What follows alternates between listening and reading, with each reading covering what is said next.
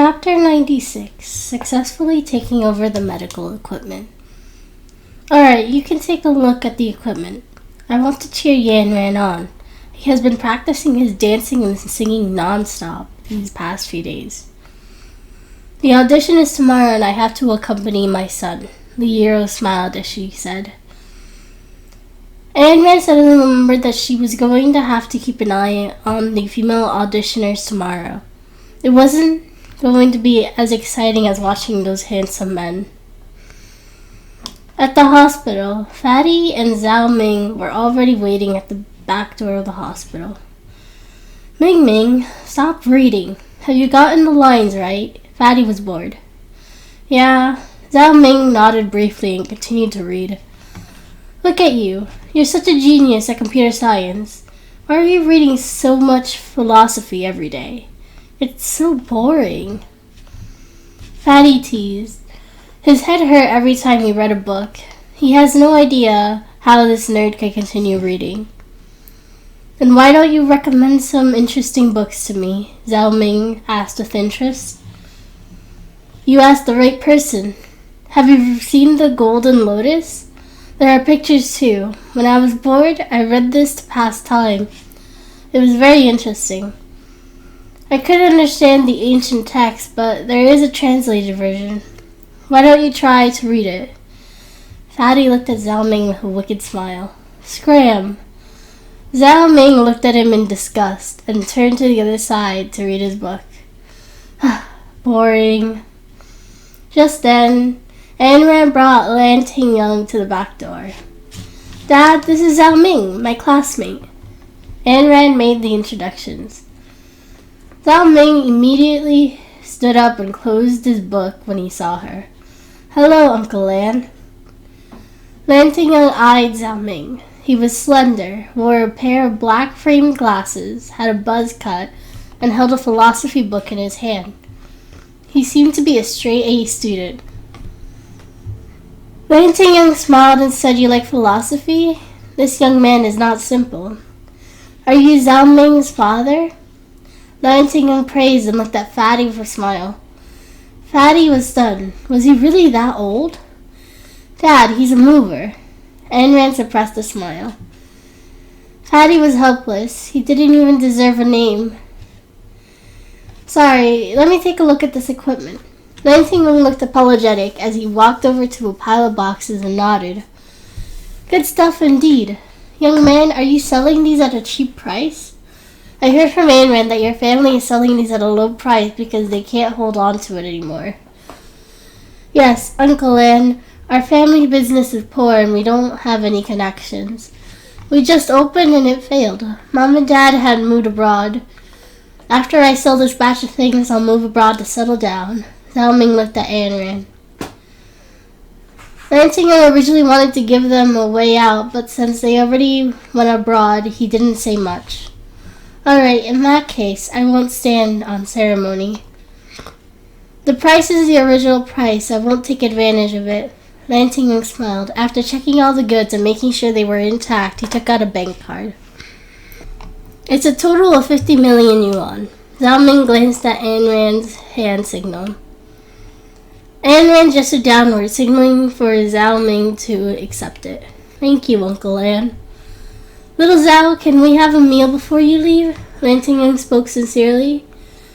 Ayn Rand waved her hand, signaling for him to reject the invitation. Zhao Ming smiled. Uncle, I'm sorry. My flight is leaving in the afternoon. Lan Tingyang was a little disappointed. Alright, have a safe journey. Zhao Ming nodded. Dad, let him go. I'll talk to him and send him off. Ayn Rand smiled and nudged Zhao Ming before leaving the hospital. After leaving the hospital, Ayn Rand praised him. Zhao Ming, your lying skills are great. Who did you learn this from? Boss, are you complimenting me? What should we do with this money? Zhao Ming nudged his glasses weakly. This is your team's salary for 3 months. Ayn Rand smiled and said, Really? That much money? Fatty was stunned. As expected, following his boss would bring him meat. His salary could even buy a sea view villa. Hurry up and leave. You talk too much nonsense. How is the matter I asked you to handle going? Ayn Rand asked. Skinny has been keeping an eye on him, but there isn't any news yet, Fatty continued. Yeah. Mojin Rong is very cunning. Be careful. Let's go back. After Ayn Rand finished speaking, they went their separate ways. At the Mo family. Young master, are you ready for tomorrow? Mo-san asked. You can take my place tomorrow, Mojin Rong spoke calmly. Young master, Mr. Mo will definitely be there personally tomorrow. I'm afraid I won't be able to handle it. Besides, didn't you ask Miss Land to help you block the woman? You don't have to be so frustrated. Mo-san was delaying the matter. Although he should have snatched the opportunity to look at beauties, he didn't want to take the risk when he thought of Mo Chang-wen's sleazy personality. What's troubling you? Rongzi walked in with a grin. He was flushed and wore a white hat. Master Z, you're here.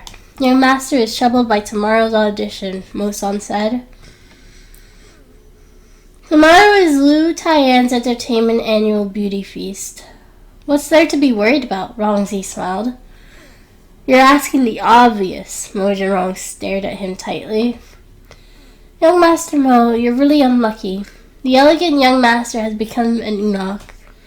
Rongzi teased. Since you have the time to come here and tease me, I assume the matter is going well? Mojin Rong didn't look up at him and said coldly. No news. Hugh seems to have developed a grudge against me. I doubt she'll sincerely do anything for me, Rongzi spoke seriously. You're not thinking of taking her under your wings and then coming and telling me this, are you? Mojin Rong looked at Rongzi with a suspicious gaze.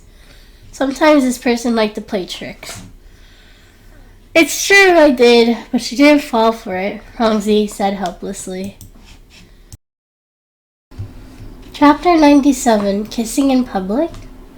Is that why you're here today? Mojin Rong placed a finger at his temple and tilted his head, staring at Rongzi with his big black eyes. You should pay more attention to your wife.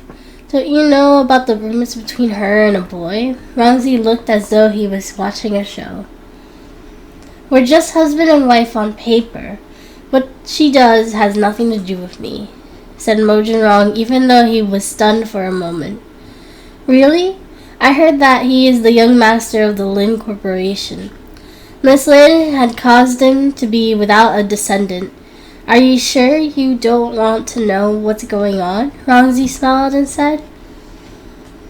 He had long discovered the rumors in Rong City University.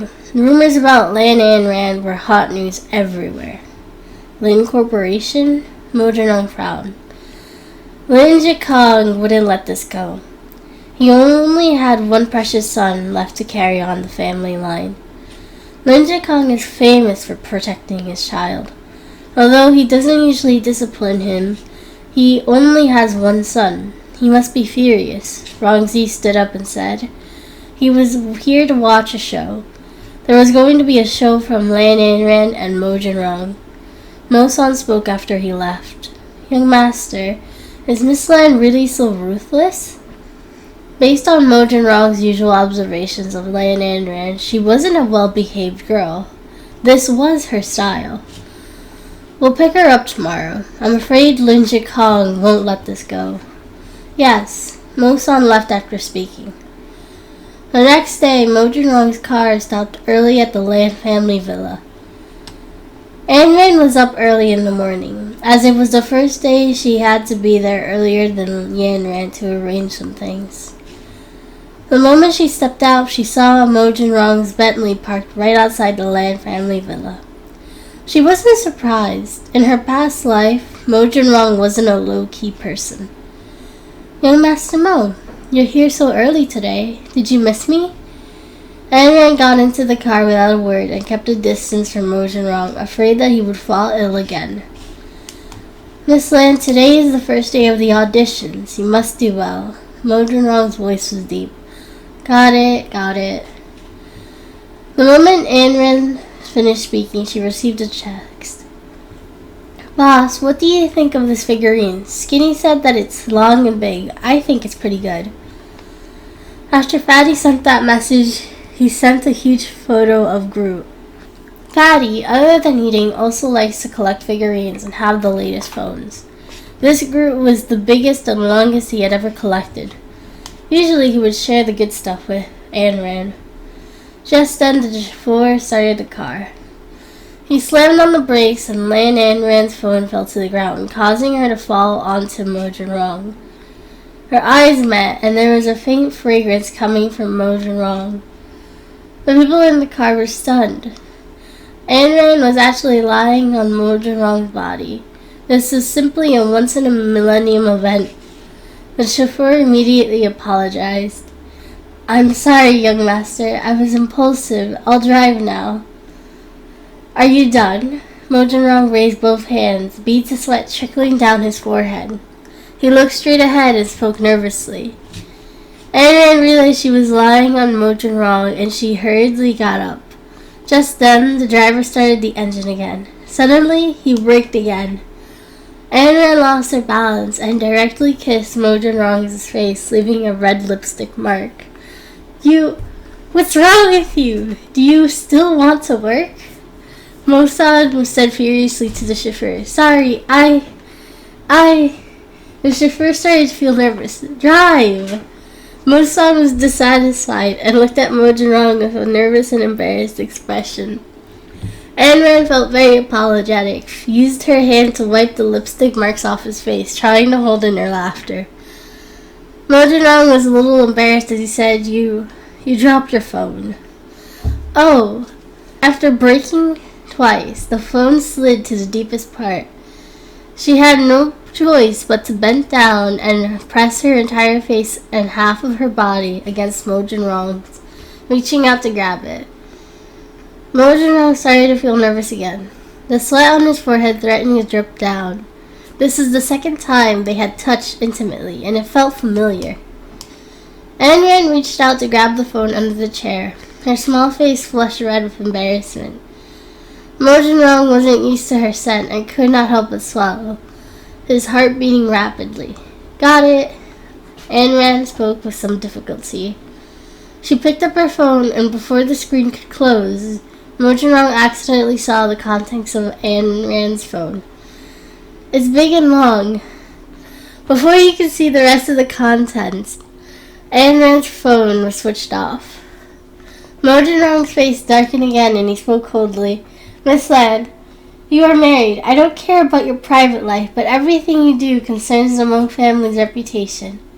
Recently, the incident between you and young Master Lin has been spreading like wildfire.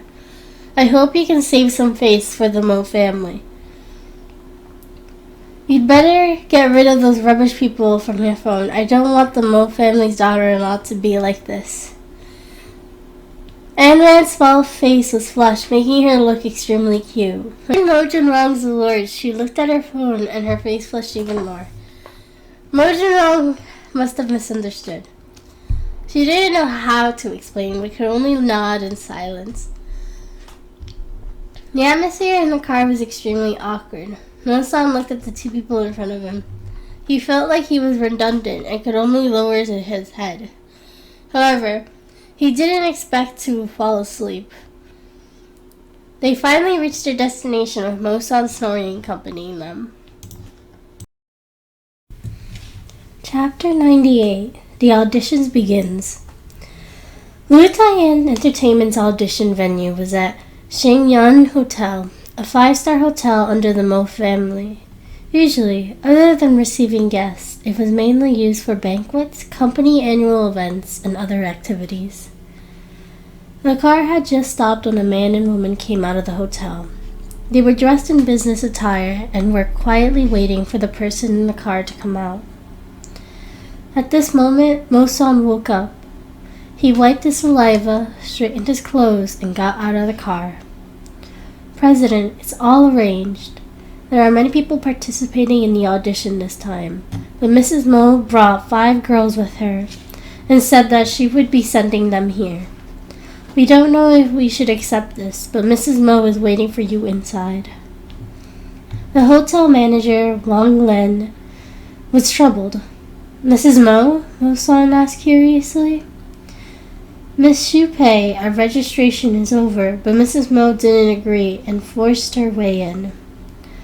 The person who spoke was the person in charge of the audition, Tang Tian. Mo-san spoke coldly, no longer snoring like before. Bring her to the hotel room and tell her I'll be there soon. He couldn't let Shupei fool around in such a place. That old woman was probably in cahoots with Mo Changwen, so he couldn't let his guard down. Yes, Tang Tian left after receiving the order. Mo Junrong and Lan Anran were on the president's private path, so they couldn't meet Shupei. The male audition is only one room away from the female audition. If you need anything, come find us. Kwang Mu will tell you the rest.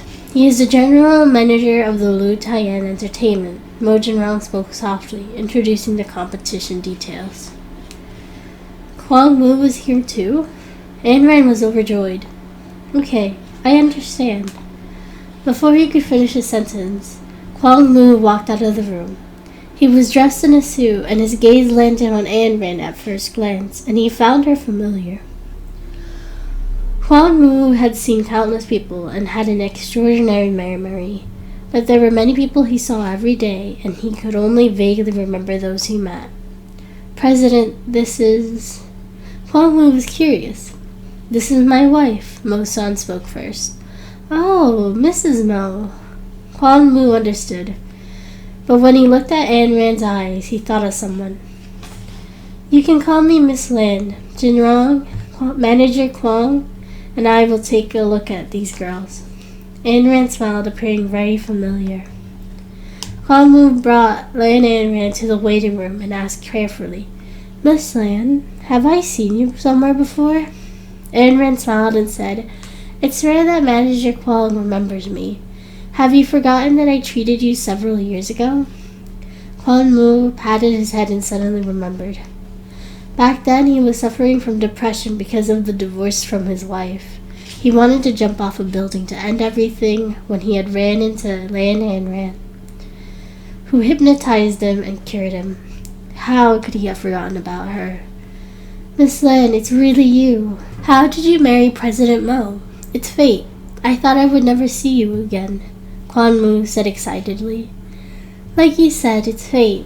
I'm here today to see the female auditioners. Actually, I have a favor to ask. Previously, I had gotten someone to pass a message to Manager Kwang. My brother, Lan Yanran, is also participating in the audition. I hope you can take care of him. He officially registered for the competition, and this isn't a case for him using connections. If he gets in, I hope you can help him. Anran smiled naturally. Kwang Mu was grateful and naturally cared about Lan Anran. I heard about it before. Don't worry, I definitely will do so. Thank you, Anran smiled and said.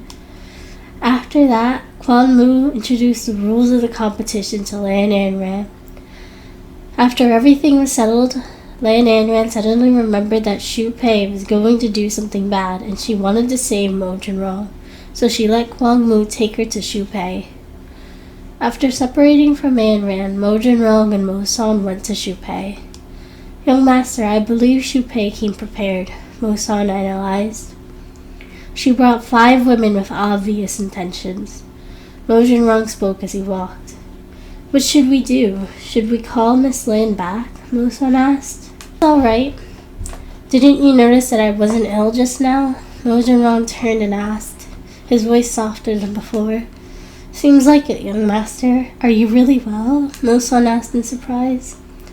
I don't know if it'll be good or not, but at least we can make it through today. As Mo Junrong spoke, he arrived at Shupei's door. Through the door, he could hear Shupei's voice. The person you're going to hook up with today isn't that fatty who's old and ugly. It's the man next to him. Bring out the strength you usually use to seduce Mo Changwen. I don't believe Mo Junrong's stubbornness illness will get better so suddenly. When Mo-san heard Shupei's description, he wanted to rush over and rip her to shreds. That was how she described things. No wonder Mo Chang-wen didn't want her. Mo Jin-rong pushed the door open and clasped his hands behind his back. Aunt, you've worked so hard to send these celebrities over. Mo Jin-rong sat down. You're here. This is nothing. Take it as a form of repayment for exposing your Chang-wen. When Xu Pei saw Mo Jin-rong walk over, she smiled brightly. Although the photos were anonymous, she knew it was Mo Jin-rong's doing. If it weren't for Mo Jin-rong, she wouldn't have known about Mo Chang-wen secretly having an affair behind her back. Mo Chang-wen is finally behaving himself now that she has been staring at him every day. It is nothing. Uncle should be scolded since he had bad intentions. You don't need to thank me. It's just your gift is too big. Mo Jin-rong smiled insincerely. It's not big. These women were all cultivated by me over a long period of time. They are well versed in the 4 arts and are just 18 or 20 years old. They are very beautiful. Can you sign them up for today's audition? Xu Pei was from the south and her words were soft and pleasant to the ear. Chapter 99. Catching Her. Aunt, you're making things difficult for me. It wouldn't be fair to others if I add these people.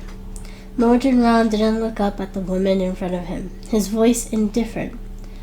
What's so unfair about that? We are a family and should help each other. You can't help outsiders. Your uncle is old and it isn't easy to learn money. Just rely on these girls' youth to earn some money. Help your uncle. What are you waiting for? Hurry up and show us your talent. Xu Pei spoke in a gentle voice to them, but later she became solemn. The 5 girls immediately understood and walked towards Mo Jin-rong in unison. They took off their jackets and stood in a row in bikinis, revealing their long legs. Is this your talent? Mo Jin-rong took a handkerchief and covered his mouth. Mo Sun looked from the side with a nosebleed. He had never seen such a scene. Also, these 5 girls are not only pretty, they have good figures and are especially good at serving others. Xu Pei glanced at them, signaling for them to hurry over. The 5 women were just about to approach Mo Jin-rong when the door was suddenly pushed open. Because of this expected scene, Ayn Rand deliberately changed into a floral silk chensogam, displaying her curvy figure vividly.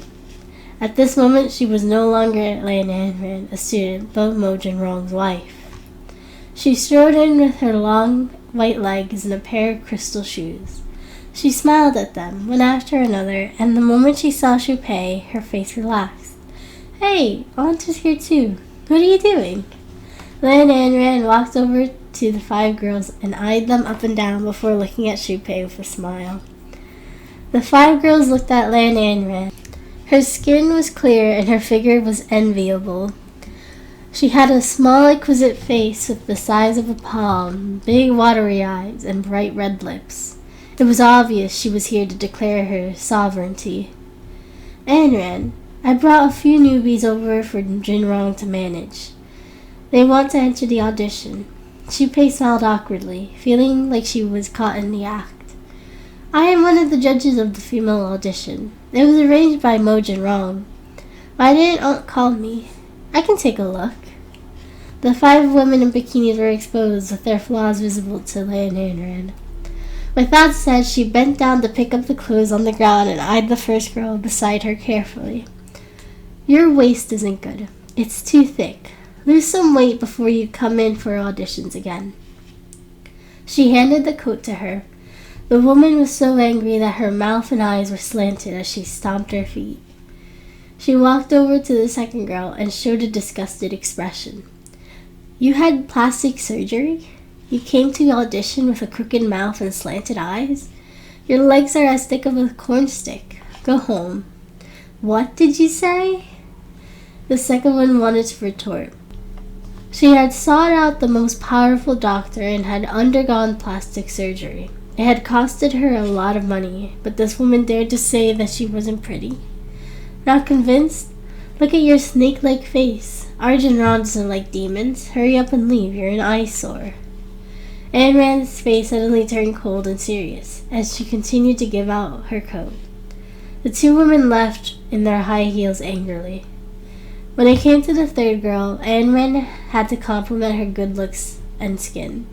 The woman was pleased, and Shupei was also pleased. Yeah, she's our center position. She can sing and dance. You're really old, and your sense of aesthetics has deteriorated. You can't even understand that I'm not praising her. She's wearing poor quality cosmetics that conceal her ugly appearance. She's covered in cosmetics that are so thick you can scrape it out in chunks. You're giving such trash to Jinrong? Do you really think our Jinrong is a rubbish bin that accepts all kind of rubbish? Ayn Rand smiled. The woman's expression changed and her smile faded. She had never been scolded like this.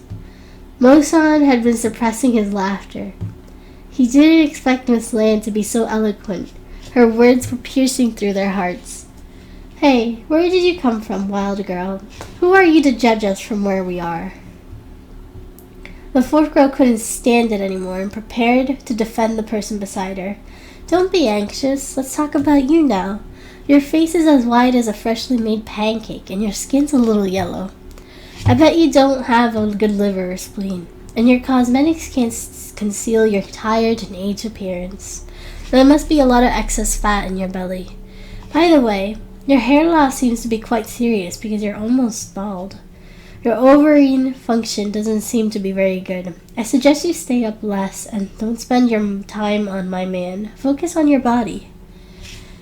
Lan Ayn Rand spoke unhurriedly, walking over to Mo Jinrong's side and sitting on his lap. She wrapped her arms around Mo Jinrong's neck, and Mo Jinrong took the opportunity to wrap his arm around her slender waist. The two of them looked extremely close, and the expression on her face seemed to be one of flaunting.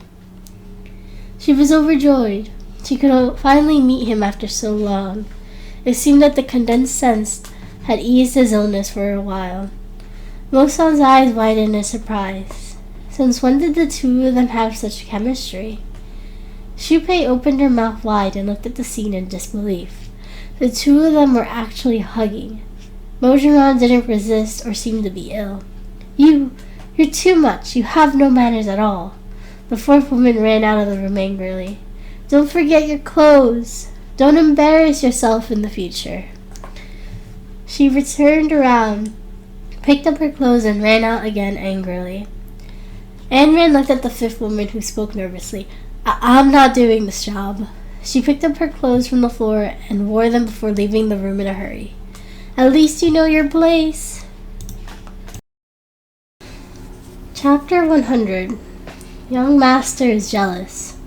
Lan Ayn Rand raised her eyebrows. Her eyes filled with pride and her face was provocative, angering Shupei. Lan Ayn Rand, I picked these people carefully. How can you be so rude? Aunt was the first to be insensitive. You know that I'm married to Jinrong, and yet you're sending these demons to seduce him. Fortunately, I came early, or else he would have tortured Jinrong to death. Aunt, what are your intentions?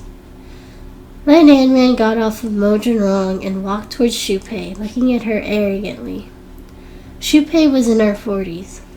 Although she took care of herself every day, she was still easily surpassed by Lan Ayn Rand. What did you say? I don't have any ulterior motives. I was just asking Jinrong to keep an eye out for me. My niece-in-law is so jealous. Shupei was a little dissatisfied. You know very well what you wanted to do, and I don't want to say much. You know what happened today and should be satisfied. Don't do such things in the future. He is my husband, Aunt.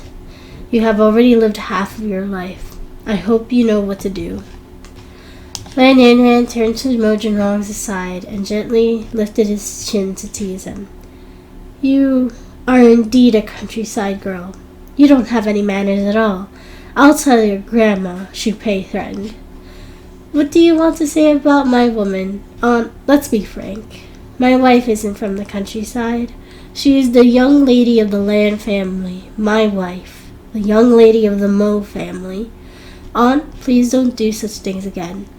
If you want to tell Grandma, I won't stop you.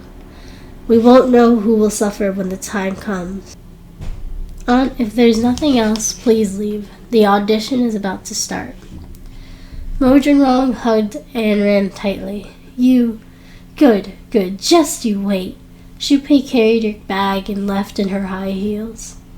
Miss Lan, you're so amazing. Mo-san gave her a thumbs up.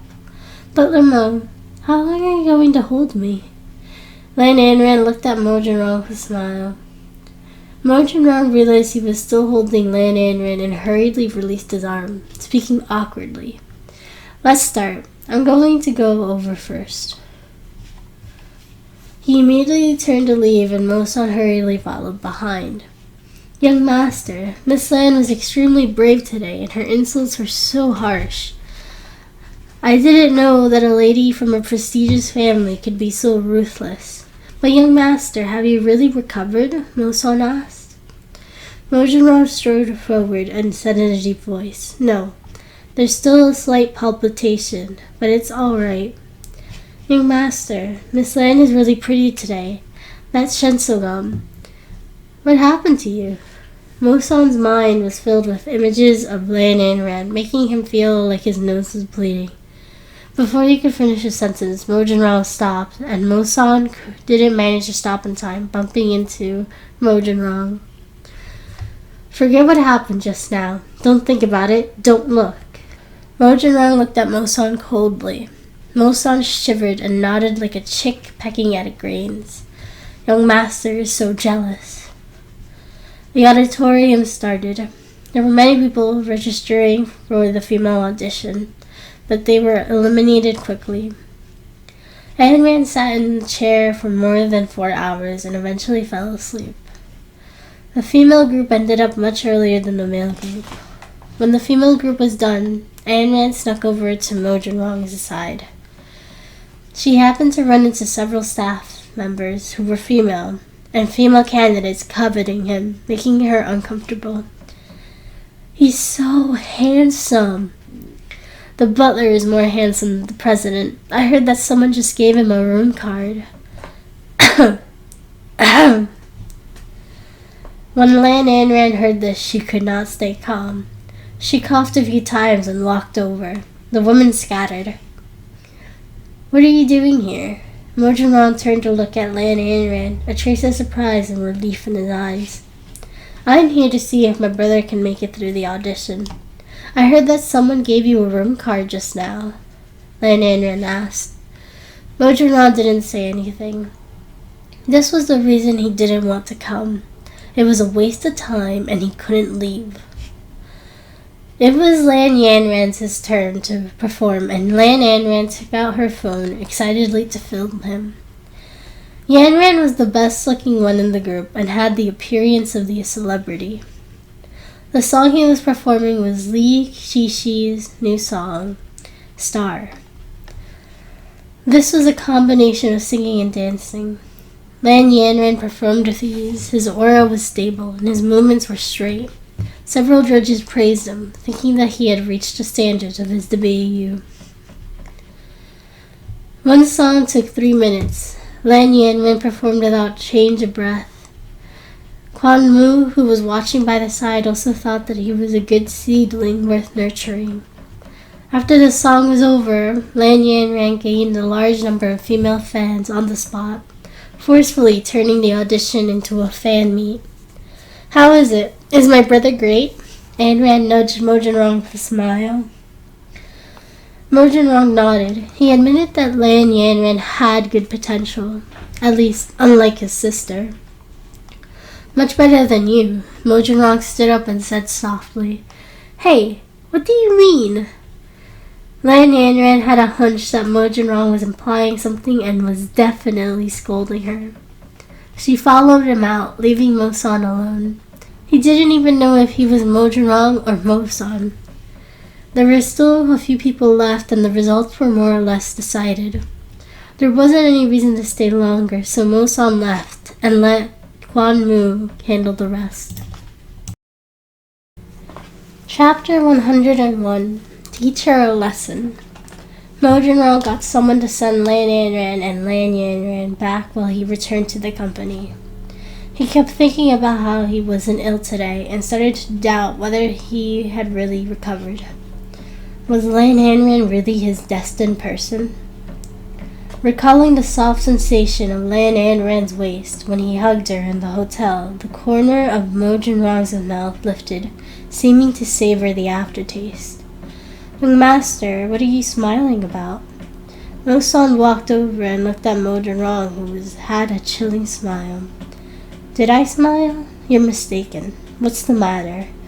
Mo Jinrong returned to normal as he spoke solemnly. "There's news from Master Z. He has found a trace of Q through a friend abroad. Q doesn't have many tracks abroad, but she offended the biggest local gang one time, and when she was escaping, he saw a red mole in Q's ear, about the size of a needle hole." "Red mole?" Mo Jinrong's finger tapped the table again. He suddenly remembered that Lan Hanran had a small mole on her ear. Was this a coincidence? But how could a countryside girl be an international hacker? No, it can't be her. Mo Jinrong was denying it. He didn't believe Lan Hanran could be his match. "Young master, you said you wouldn't investigate Q anymore, but why is Master Z still so concerned?" Mo San was confused. "He didn't do it for me, he did it for himself. I'm afraid he's already moved by Q. He hasn't met many opponents, and this time he will definitely not let a strong opponent go. He told me this because he wants me to help him find Q. I'm not the one begging him now, it's him who has something to ask of me." Mo Jinrong smiled. There weren't many things that could make Rong Z ask for help, so he must be stumped. "Grandma's 80th birthday is in a few days. Then I'm going to find out more about Lan Hanran." Mo Jinrong was still worried. He would rather kill everyone than let one go.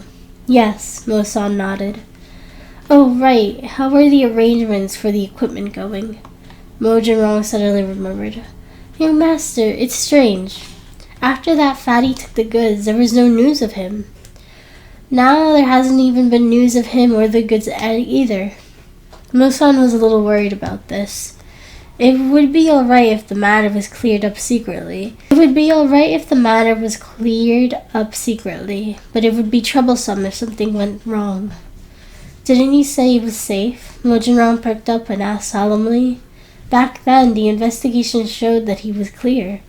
If something had happened, we would have been finished a long time ago. But now there isn't any news. The matter must have been cleared," Mo San analyzed. "Watch this carefully.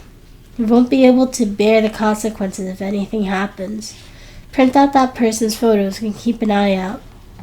As long as he's in Wrong City, the machines will still be there. Watch him closely and don't let anything happen." Mo Jinrong reminded him again. "Yes, young master." Mo San left the room. At Mo Chang-wen's house, Xu Pei carried her bag and walked into the house with an angry expression. Before she entered, she saw Mo Chang-wen and the young housekeeper chatting happily. She had already been bullied, but now she was even angrier. She walked forward and slapped the young housekeeper without a word. The young housekeeper was stunned. She covered her face and cried. "Cry, cry, cry. You still have the cheek to cry? You only know how to seduce men because you're pretty. I'm not even at home and you're already so insolent? Take a look at yourself. A sparrow dares to dream of becoming a phoenix. Pack your things and get lost." Xu Pei was furious. Mo Chang-wen didn't dare to stop her and could only let her scold the housekeeper. The young housekeeper glanced sideways at the silent Mo Chang-wen, covered her face, and angrily returned to her room to pack her things. "Little bitch! Don't you know whose house this is and who the owner is?" Xu Pei was still yelling. "What's wrong, honey? Why are you so angry?" Mo Chang-wen smiled and asked. "Mo Chang-wen, I was bullied outside and you were behaving intimately with the housekeeper at home. Can't you keep it in your pants for a while?" Xu Pei's anger was directed at Mo Chang-wen again. She grabbed his ear and twisted it forcefully.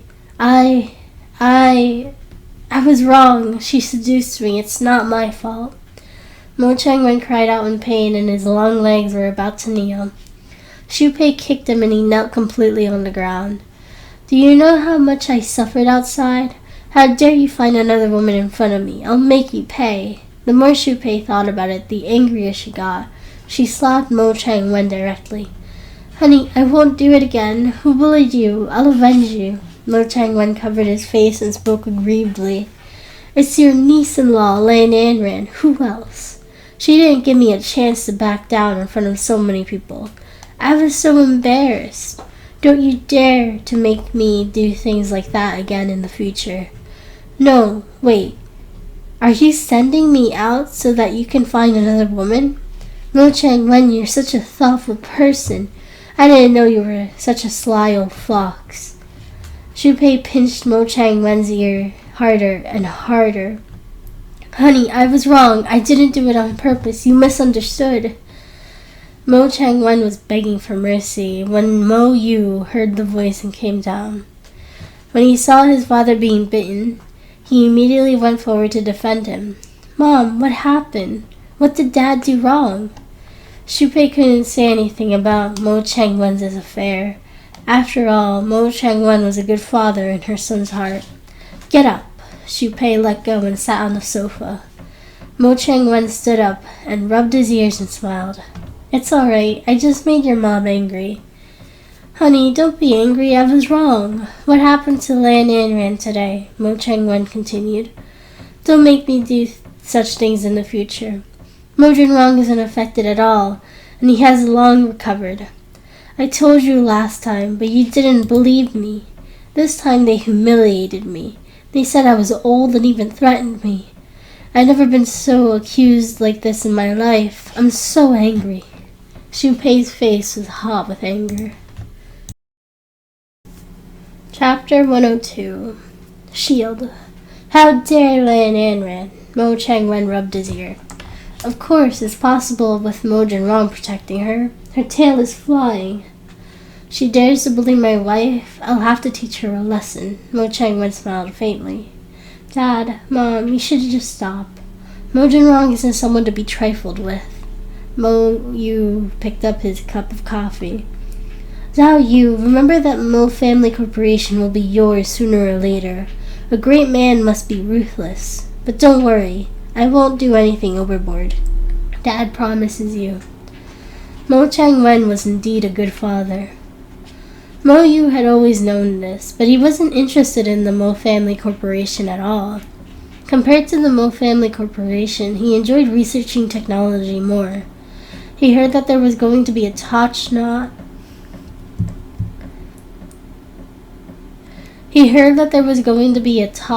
hacker competition soon, so he might become famous if he tried.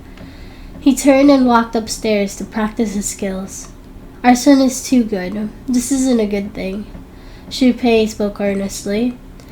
The housekeeper had packed her things and her face was flushed. She stood in front of Shu Pei with tearful eyes and stretched out her hand. Give me my salary for this month. Shu Pei wanted to flare up, but when she thought of her son upstairs, she endured it and took out a handful of gold coins worth 4,000 to 5,000 yuan and threw it at the young housekeeper.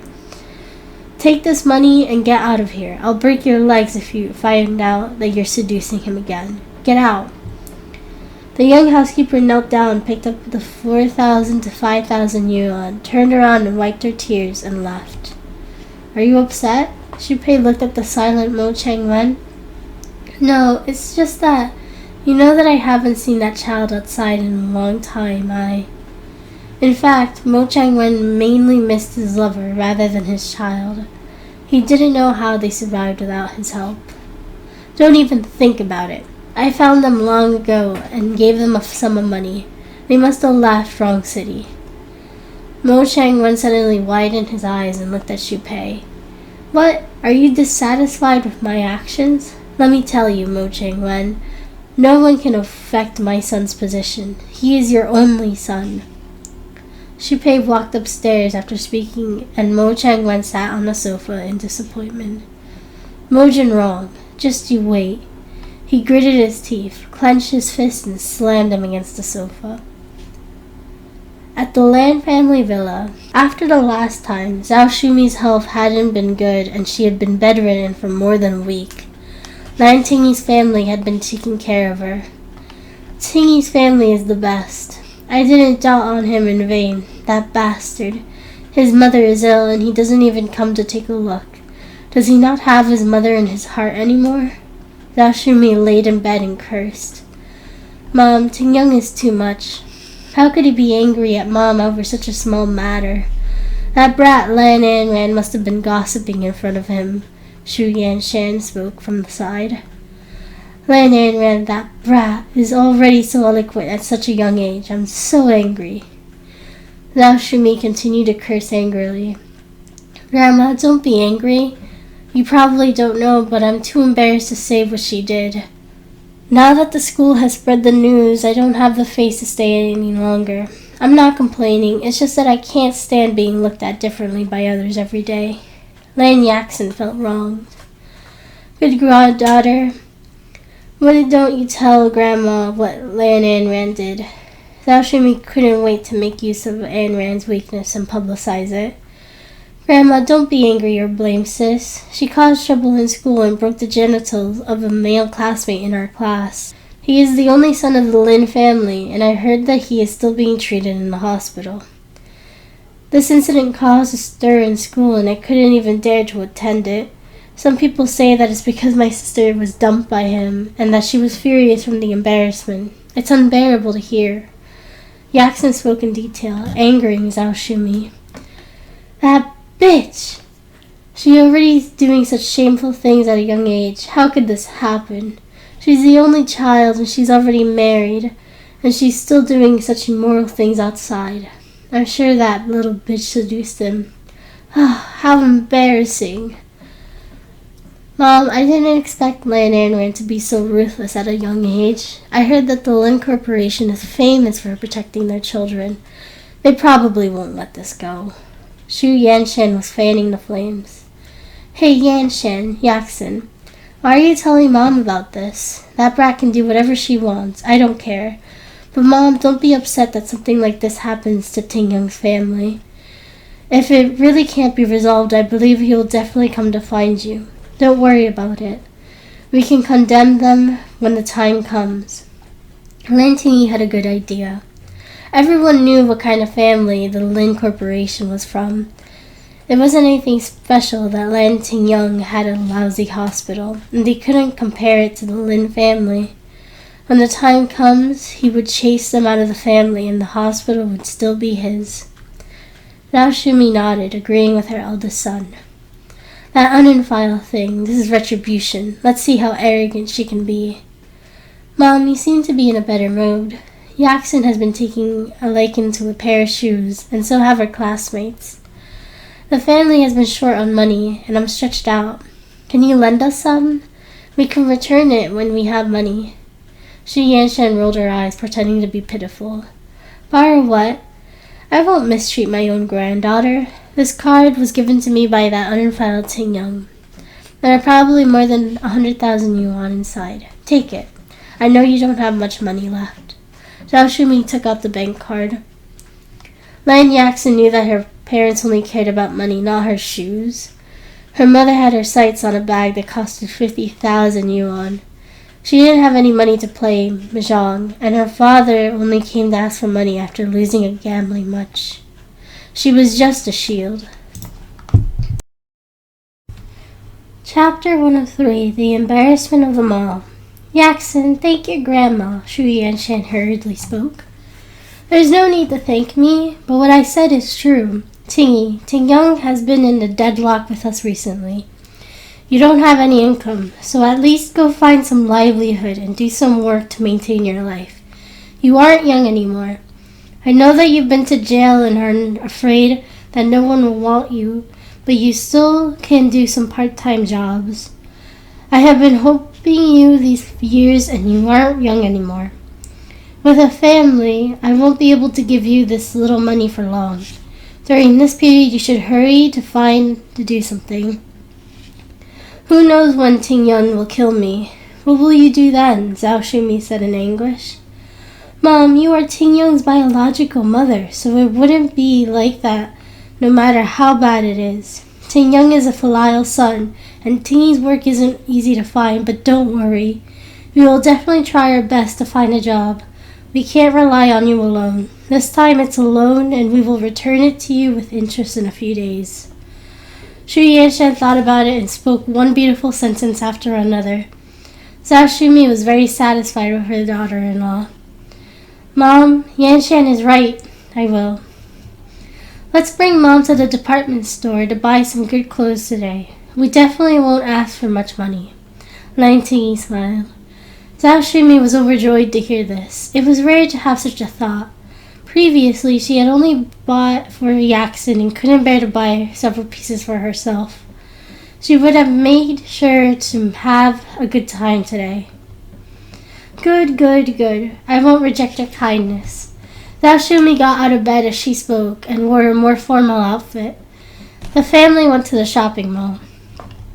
"Mom, this piece isn't bad. It looks like it was made of real fur and will do well in winter." Shu Yanshan touched the woolen coat in front of her and smiled. "Yeah, not bad." Zhao Shumi touched it as well, but when she saw the price, she shut it down. This is a luxury store, and the coat she saw costed at least 20,000 yuan.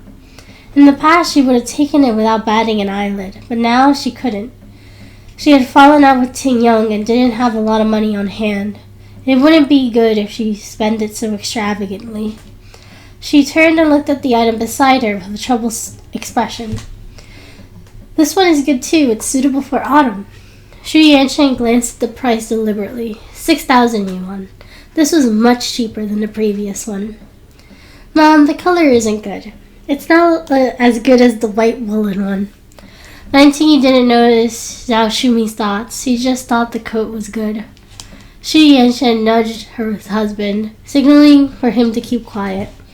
If old Mrs. Lan wanted to buy something cheap, she would let her. Besides, the more money that was left over, the better, because it was all hers. "Grandma, this looks good. The design is fresh and beautiful, and the color is very suitable for you. You'll look 10 years younger in it." Lan Yaxin took the initiative to step forward and pick out some clothes. She held a powder blue piece and gestured to Zhao Shumi's body. The few of them agreed. Zhao Shumi found it pretty as well, mainly because it was 5,000 yuan, which was lower than usual. She could afford it. "Excuse me, please help me wrap this." Zhao Shumi said happily that her precious granddaughter was sensible and knew her grandma's thoughts. The whole family went to the counter. Zhao Shumi took out a bank card and handed it to the staff. "There is no password for this one." Zhao Shumi picked up the bag and prepared to leave. Suddenly, the salesperson frowned and spoke. "Sorry, Mrs. Lan. This card is frozen and the money inside can't be retrieved." "What? How is that possible? Try this one again." Zhao Shumi was a little surprised. She took out another bank card and handed it to the staff. "Try this one, then."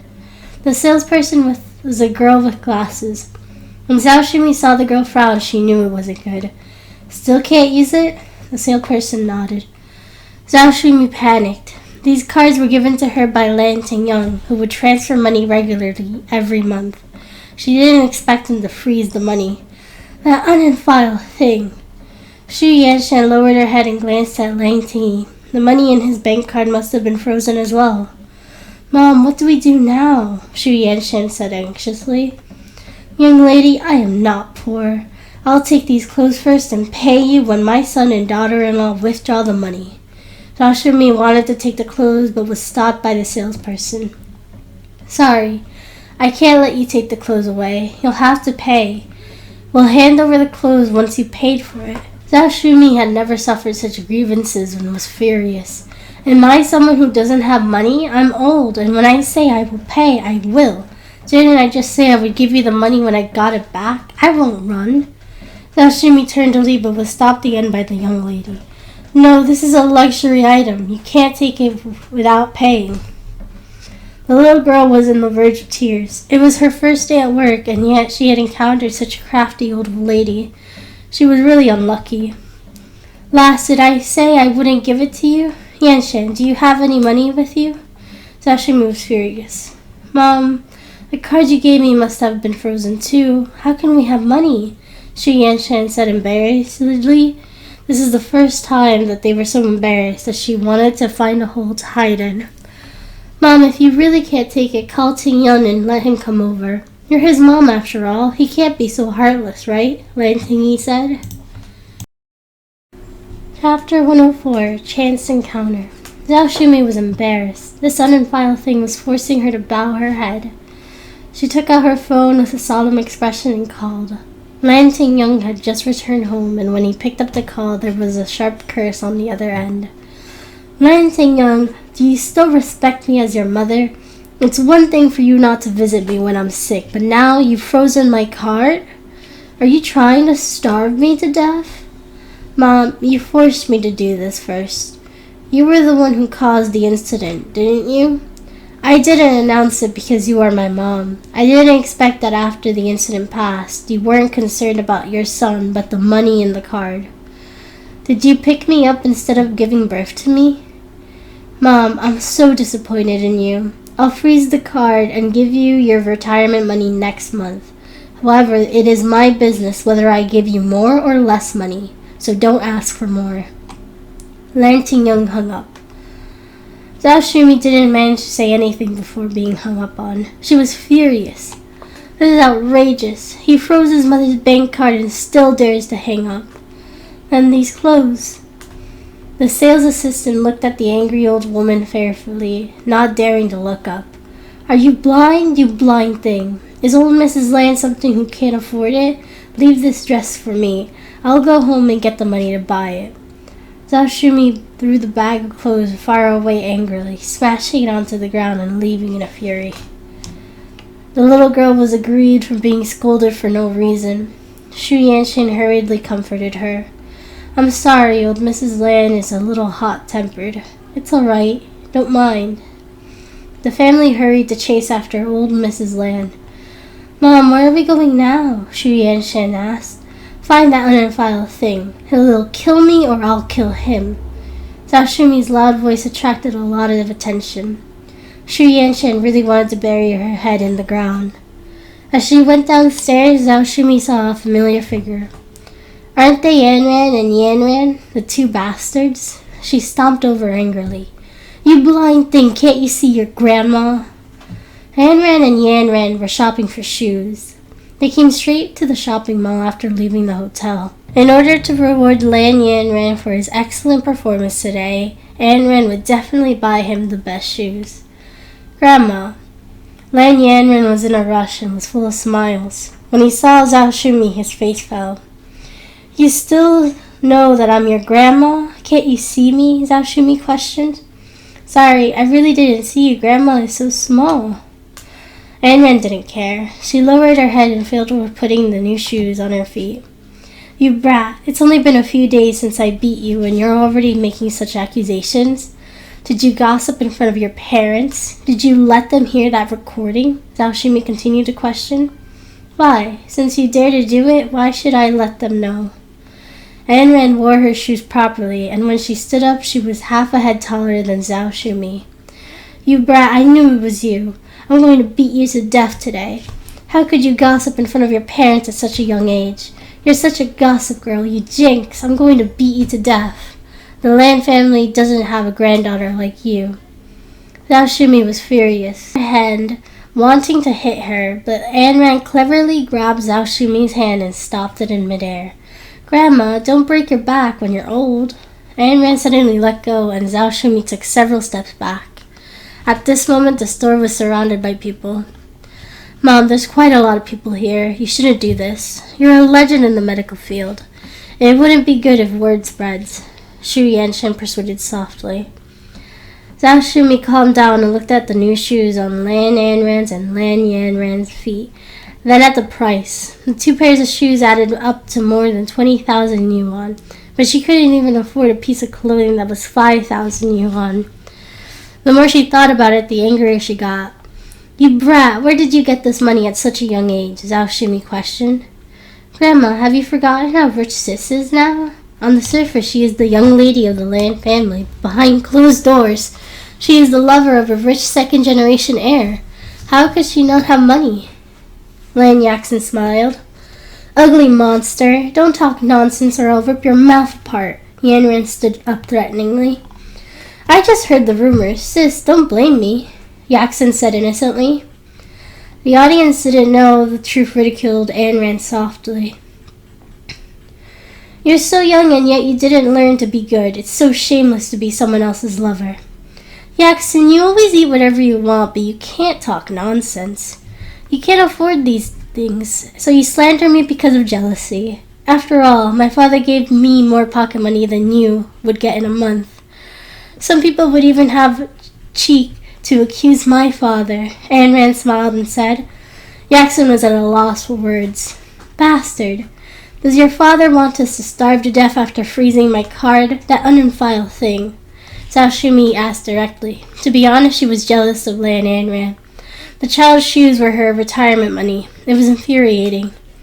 If you hadn't been so harsh, my father wouldn't have ended up like this. Grandma, go and reflect on yourself. Yanran threw down a card and wanted to pull Yanran away. Zhao Shumi looked at the bank card and saw that it was a Paragon VIP card, the highest membership card. She have so much money at a young age. There must be something wrong. Stop, you have no manners at all. Did I say you could leave? Where did you get this bank card? How did you have so much money? I earned this money myself. It has nothing to do with you. Yanran smiled and said. Chapter 105, His Gift. Zhao Shumi found Lan Yanran's smile horrifying and she raised her hand to slap her. You're so young, yet you didn't study well. You're always fooling around outside. You're married. Aren't you embarrassing the Mo family? The Lan family doesn't have such an embarrassing granddaughter, Zhao Shumi cursed. Who are you to hit my sister? Are you better than her? If you didn't become a mistress, would we be here? You even forced Grandpa's first wife to death. Yanran had just spoken when he was slapped by Zhao Shumi. The crooked stick will always have a crooked shadow, Yanran continued. Xu Yanshan was shocked as well. She had been married into the Lan family for so many years, but didn't know that old Mrs. Lan had such a past. Bastard, how could you? You... Zhao Shumi was shaking with the fury inside her. Zhao Shumi, every cent here is earned by me. You can forget about it. It's not as easy to talk to as my dad. There are so many people here. I'll save you some face. Don't force me to expose your shameless deeds. When the time comes, both sides will suffer. Yanran's gaze was horrifying and Zhao Shumi was stunned for 3 seconds. Lan Yanran, you're too much. How could you make Grandma angry? Aren't you going to apologize? How could you be after so much money? If someone didn't keep you, how could you have so much money? Was I wrong? You'll be punished for disobeying your elders. Lan Yaxon pretended to be a well-behaved girl. You were wrong! A male voice echoed from behind the crowd. It was a cold voice. The crowd looked back and a handsome man appeared. Mo Junrong? Why are you here? Yaxon was in disbelief. I was the one who gave Miss Lan the money and this bank card. Please keep your filthy thoughts to yourself. The Mo family reputation isn't to be tarnished like this. Mo-san walked out. Damn it! She forgot that her husband was Mo Junrong, the wealthiest man in Wong City. Old Mrs. Lan, I won't bicker with you since you are old and can't keep your mouth shut. You are Yanran's grandma, after all, but you should behave yourself in public. The Mo family values reputation. Isn't it inappropriate for you to accuse the young mistress of the Mo family like this? Mo Junrong stared at Zhao Shumi coldly.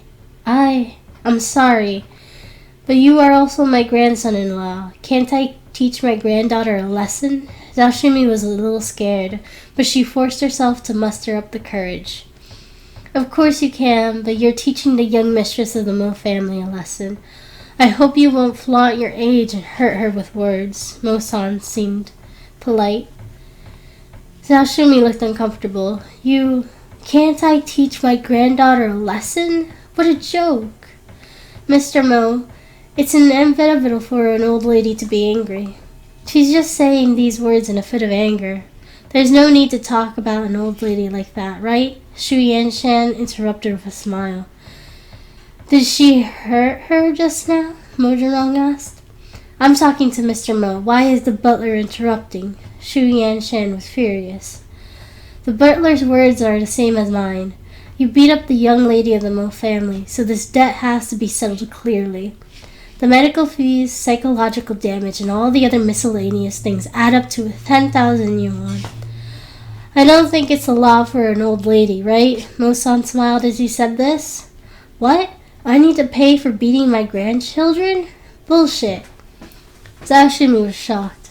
I told you, you beat the young mistress of the Mo family. I hope that you will hand this over as soon as possible, or I will confiscate old Mrs. Land's house. Mo-san spoke bluntly. You bastards, you're all bastards. You're bullying a widowed old lady. Zhao Shimi started to act pitiful. Old Mrs. Land, you severely injured a member of the Mo family and attacked us verbally, causing us to lose face. Shouldn't you compensate for us? Mo-san continued. Hey, you are my brother-in-law after all. Grandma is a little pitiful and to have to abandon her son.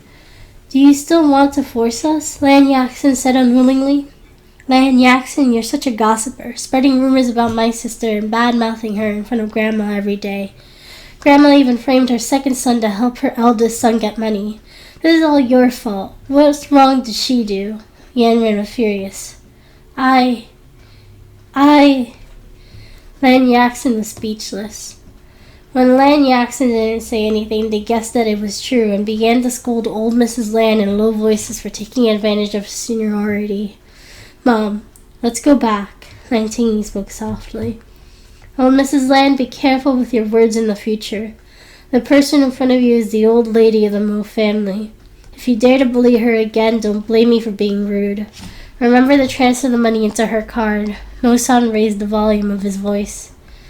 Zhao Shimi was frightened and didn't dare to vent her anger. She could only swallow it.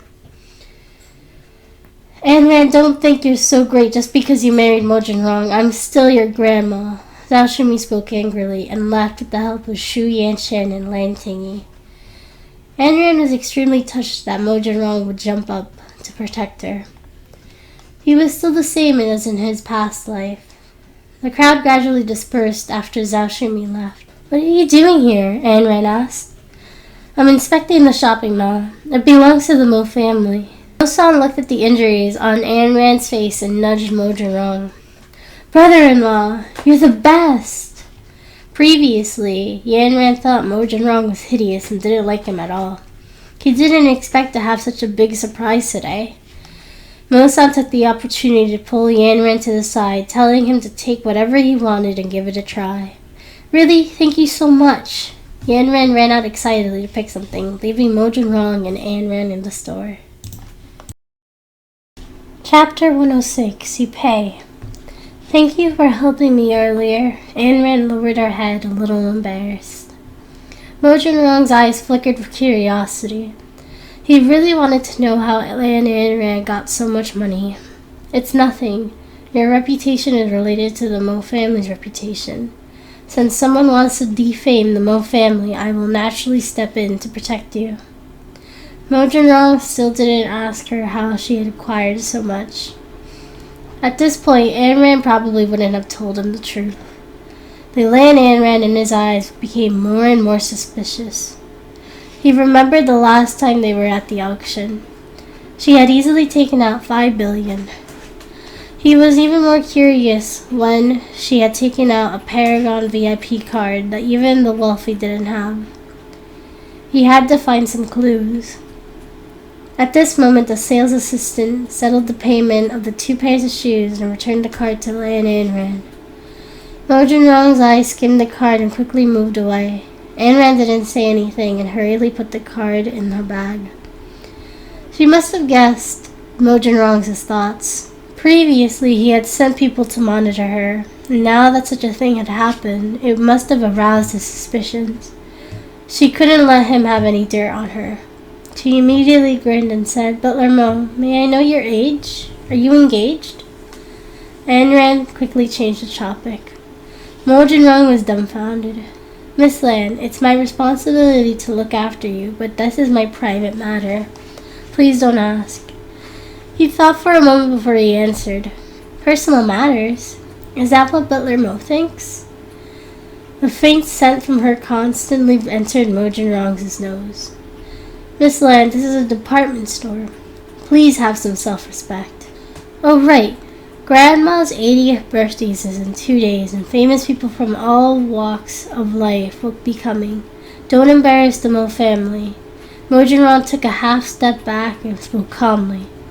Don't worry, Butler Mo. Ayn Rand took another half step forward, sending Mo Jinrong flying a kiss and a wink. Every time she flirted with Mo Jinrong, her joy multiplied. Mo Jinrong looked at Ayn Rand expressionlessly. He was secretly pleased. What an interesting woman. Sis, I'm back. Brother-in-law bought me so many things that I liked. It was great.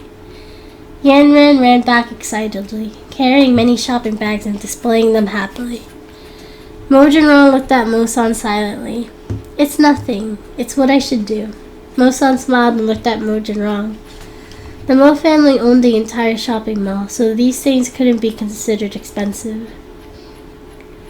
Ayn Rand caressed Ayn Rand's head and smiled. Brother-in-law, you're so generous. In the future, you can come over whenever you want. He won't mind, right, Butler Mo? Huh? Mo-san was at a loss. It was alright to take every item once, but could he do it all the time? Then, Ayn Rand, we have something to do. You can take your time shopping if you want. We'll take our leave first. Bye. Ayn Rand smiled and said, Goodbye, brother-in-law. Ayn Rand appeared extremely enthusiastic. In the past, he only thought of his brother-in-law as ugly and cold. He didn't expect him to buy such good things today, which changed his impression on Mo Jinrong. You called him brother-in-law so often today. Did he buy you off with just this? Ayn Rand smiled and said, No, sis, these things usually cost hundreds of thousands, but they were all free today. Mo Jinrong is such a good person. Ayn Rand praised Mo Jinrong non-stop. After leaving the mall, Mo Jinrong spoke in a low tone. The things in Ayn Rand's hands were deducted from your salary today. No way, young master. I'm helping you curry favor with your wife's family. You said that you are engaged to the Lan family and they are very cold to you. Your identity will be exposed in the future. Wouldn't it be better to bribe the younger one first, so that the younger one will put in a good word for you? Young master, you can't kick someone to the curb when they outlive their usefulness. I'm helping you. Even though my 50-year-old mother is waiting for me to take care of her, I haven't even gotten married yet, Mo-san said flatteringly. Help me check Ayn Rand's account. I want to know where her money comes from. Mo Jinrong got into the car and spoke coldly. Young master, are you suspecting that Miss Lan is hiding something from you? Mo-san asked. Hasn't she kept many things from me? Mo Jinrong looked up with an icy cold gaze. Young master, about my money, can you? Mo-san was still thinking about his salary. It hadn't been easy for him to save up over the years. Besides the money for his mother's retirement, there was also the money for his marriage. Now his future wife is gone. No. Mo Jinrong told Mo-san to drive. Oh. After Zhao Shumi and the others left the mall, they were helped into the car by Xu Yanshan and Lan Tingyi. She was furious. Bitch! Angry! Zhao Shumi was still cursing after getting into the car. She wasn't pleased at all. I didn't expect Mo Jinrong to be willing to give Ayn Rand so much money. That brat got herself a bargain. Xu Yanshan seemed unwilling as she said, Mom, we definitely can't let that brat off so easily. Does she think she can disregard her elders just because she has Mo Jinrong as her backing? Lan Tingyi was also dissatisfied. Now a little girl could run over him. It was simply outrageous. Let's go and find Ting Yang. I can't believe they can rebel. The more Zhao Shumi thought about it, the angrier she got. She decided to seek an explanation from Lan Tingyang in the hospital. Li Yiro had mostly recovered and had just returned to the hospital for work. The moment she sat down, she received a call from the young nurse at the front desk saying that old Mrs. Land was coming over. She was frightened and realized that her mother-in-law had probably come to cause trouble again. She hurried over when she received the call.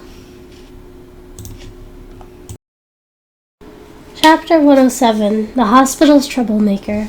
Zhao Shumi was in the hospital's hall, yelling aggressively. Lan Tingyang, Li Yu, get up the hell out here. You two unfiled people, I fed you and paid for your business, but you're letting your daughter make me angry? You're in such an filial, children. There were many doctors, nurses, and patients in the hospital, all looking at old Mrs. Lan. Lan Tingyang hurried over when he received the news. Mom, what are you doing? You still know I'm your mom? I thought you only had your precious daughter in your heart. Zhao Shumi snorted. Tingyang, you have no idea how your daughter embarrassed me. I'm an elder, after all, and your countryside daughter doesn't know how to give it in to mom. This put her in a difficult position. Shu Yanshan spoke in a cryptic tone. Li Yu finally understood. She must be venting her frustrations on her son because she was not getting anything from him. Mom, I'm at work and there are many patients. Can you save me some face? Let's talk at home. Lan Tingyang wanted to send Zhao Shumi off, but Zhao Shumi pushed him and choked. Go away. Did your good daughter give me face? I don't know how you educate your daughter because she has no manners at all. You must be tired of me, aren't you? I raised you painstakingly and now you're letting a little girl bully me? Why is your dad's bank card frozen? Are you trying to starve me to death? Lan Tingyang was helpless. His mother was up to no good again. She stood on the moral high ground and was reasonable in everything. Mom, you know what you did. Tingyang didn't have any choice and we didn't say we wouldn't give it to you. Can you stop making trouble? Li Yu's interjection infuriated Zhao Shumi and she slapped her. Bitch, what rights do you have to speak to me here? You have no right to butt into the Lan family's business, you ill-mannered thing. Mom, why did you beat her? Lan Tingyang helped Li Yu as he reproached her. So, I didn't just hit her, I'm going to hit you, you unfiled son. Zhao Shumi grabbed Lan Tingyang and started scratching at him. Lan Tingyang didn't resist and allowed Zhao Shumi to beat him. After the beating, Lan Tingyang was scratched all over and Zhao Shumi could finally vent her frustrations. Lan Tingyang and his wife watched from the side in satisfaction. Yaxin even took pictures of the fight and sent to Lan Anran as though she was showing off.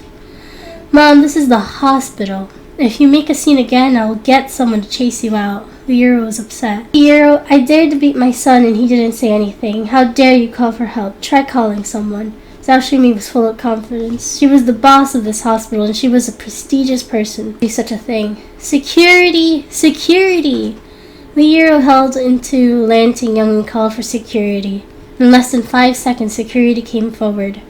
They had been at the scene just now, but hadn't interfered because it was the director's family's matter. How dare you! Zhao Shumi wanted to beat her up when the security guard stopped her and dragged her out. Mom, stop fighting! Shu Yanshan stepped forward pretentiously. Please leave. This is still a hospital, not a place for you to cause trouble. Chase them out. Li Yu pointed at the door angrily. Li Yu, you've grown up and became independent. Just you wait. This hospital is going to be Tingyi's sooner or later. Zhao Shumi didn't have the slightest bit of her usual demeanor at this moment. She's like a shrew. The security guard chased the group out. Bastard! Bastard! Zhao Shumi was furious and wanted to continue cursing. Shu Yanshan couldn't afford to be embarrassed. Mom, there are too many people here. It would be embarrassing if someone familiar found us being thrown out like cats and dogs. Zhao Shumi looked around and agreed. She left in a hurry, prepared to discuss the matter at length. When Anran saw the news, everyone had left. I'll go find them. Anran was furious to see her father beaten up. Anran, forget it. She was your grandma, after all. I heard that you ran into her today, and she was furious, Lan Tingyang said. Dad, you don't know what Grandma said about her today. She was obviously tarnishing her sister's reputation. We argued with her because we were angry. Yanran defended himself and recounted the entire incident to Lan Tingyang and his wife. This is too much. Is Ayn Rand's reputation so tarnished? The hero spoke angrily as she applied ointment on Lan Young's injuries. As a woman, she naturally knew how important reputation was to a girl. How could this old lady say such irresponsible words so easily? Ayn Rand, I don't blame you for this. Your grandma was too much, but you don't have to find her. I'll be fine if I suffer alone. Since Mo Jinrong knows about this and helped you, he is a good person. Should we meet his parents? Lan Young's face was anguished. Dad, what do you think about this? The most important thing now is to help you vent your anger. Ayn Rand wanted to help her father vent his frustrations. She had once sworn not to let anyone who loved her or anyone suffer the slight grievances. She didn't expect anyone to break their promise time and time again. Hence, she couldn't be blamed for turning hostile. Ayn Rand, I just want you to be safe and sound, Lan Young spoke. Dad, you should recuperate well. How are you going to meet the Mo family people like this? I promise you that I won't cause trouble for Grandma. I'm going home first. I'll have to go to school tomorrow. Ayn Rand left after speaking. Chapter 108. They don't have good days. After leaving the hospital, Ayn Rand didn't go home. She went straight to the law firm. Where's old Tyann? Ayn Rand entered and asked. When the receptionist Q Shuang saw that it was Lan Ayn Rand, she ran over excitedly and smiled. Miss Lan, you're here. Lawyer Tyann is receiving guests upstairs and will be down soon. Okay. Ayn Rand sat obediently on the sofa while Q Shuang placed a cup of coffee in front of her. Sis, this is your favorite latte that consists of 3 pieces of sugar, milk, and ice. Thank you. Ayn Rand didn't say much. Lan Ayn Rand didn't say much. Her mind was full of thoughts about how to deal with Zhao Shumi. Sis, is something the matter? You don't seem to be in a good mood, Q Shuang asked. Ayn Rand rarely came to look for a lawyer Tyann. Usually she would arrange some properties and ask him about international law. It seemed like there was a problem again. It's nothing. I need to talk to old Tyann in private. Ayn Rand spoke in a tight voice and her expression became solemn. All right. Q Shuang glanced upstairs helplessly. Lawyer Tyann, Miss Lan is here. A middle-aged man smiled. He was dressed in a suit and there was a hint of surprise in his eyes. He hurriedly walked out and said, What a rare visitor. Why are you here today? Ayn Rand stood up and went upstairs, her voice icy cold. Let's talk. Tyann Yuan's frowned. It was rare to see Lan Ayn Rand like this, so something big must have happened. He hurriedly followed her. The two of them shut the door and chatted for more than an hour before the door finally opened again.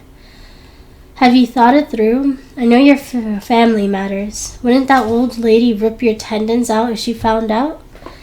Tyann Yuan frowned as he said this. If she dares to provoke my family, I will make her suffer. Ayn Rand's eyes were firm. Tyann Yuan had known Ayn Rand for a long time, and she had saved his life before. Hence, he was considered an extra member of Ayn Rand's team, but he had never seen her so ruthless.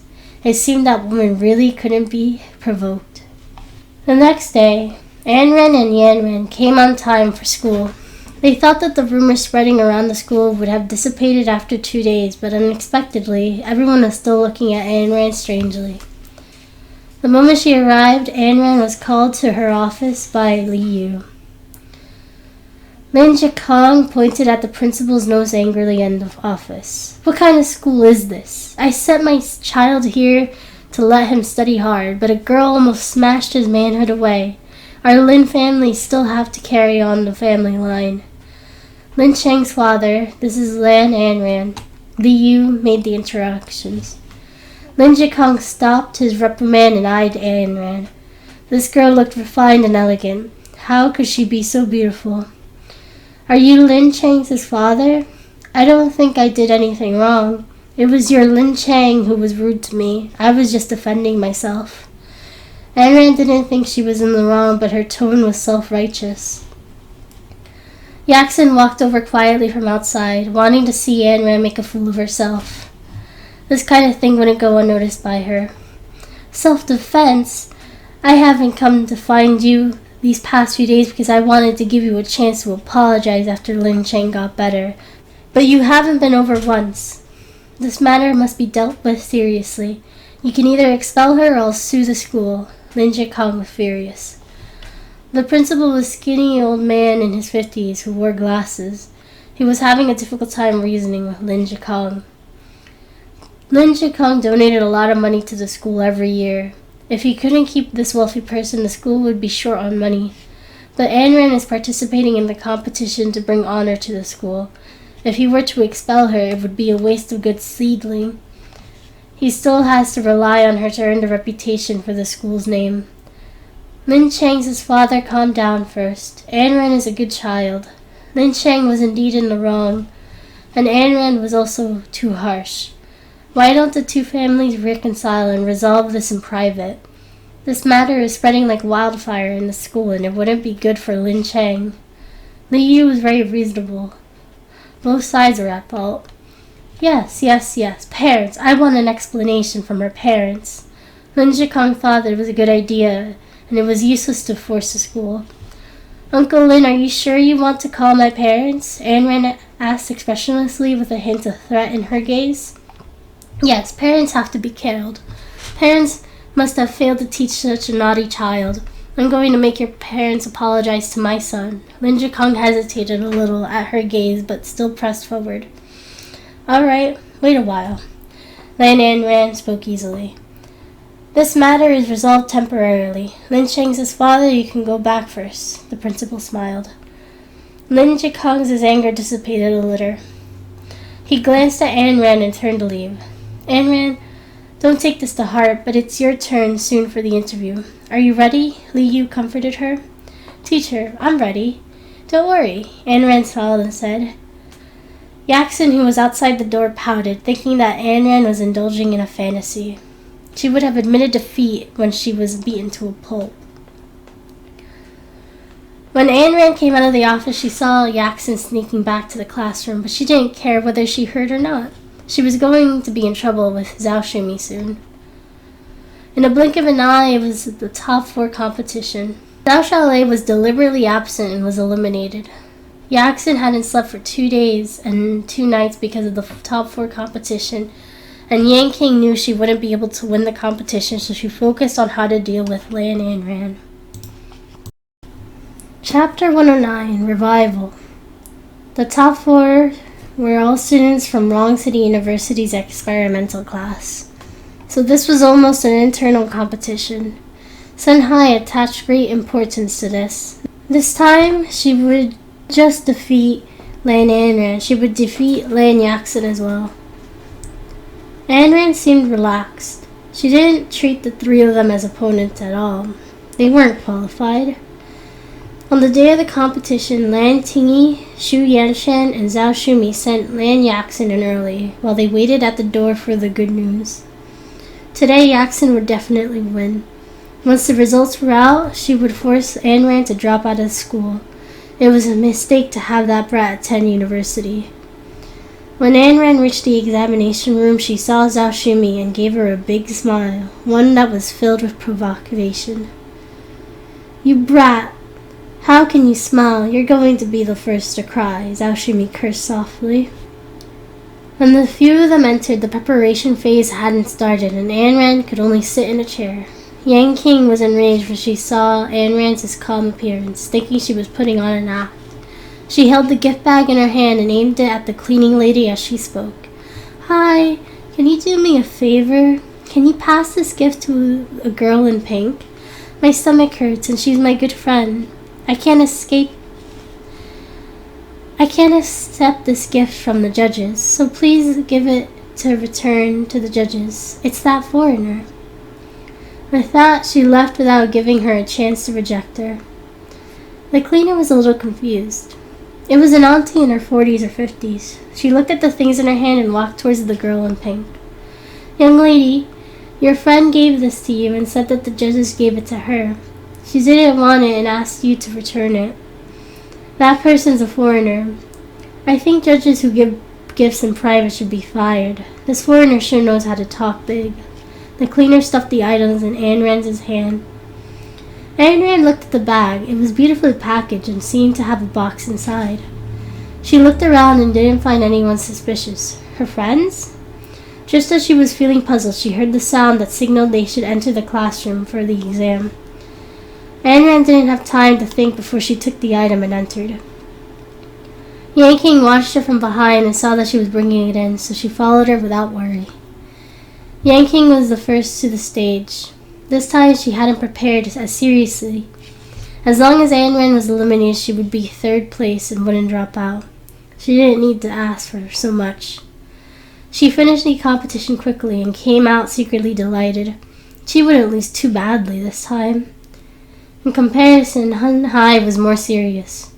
She had especially improved the previous medicine to reduce the side effect and obtain the unanimous approval of the judges. Sun Hai, you will definitely lose to Yaxin this time, Yanking sneered. It's not embarrassing to lose to Yaxin, but it's embarrassing to lose to you. Sun Hai smiled at Yanking. She didn't know why she seemed so confident today. You wait, don't cry later. Yanking suppressed her anger and laughed. Yaxin had worked hard for this competition. Good morning, I am Lan Yaxin. Yaxin's tone was gentle and well liked by the teachers. We remember you, the foreigner said. Thank you for remembering me, teacher. The medicine I brought with you today is similar to the last one, but this medicine is one that will not cause the patient to easily relapse.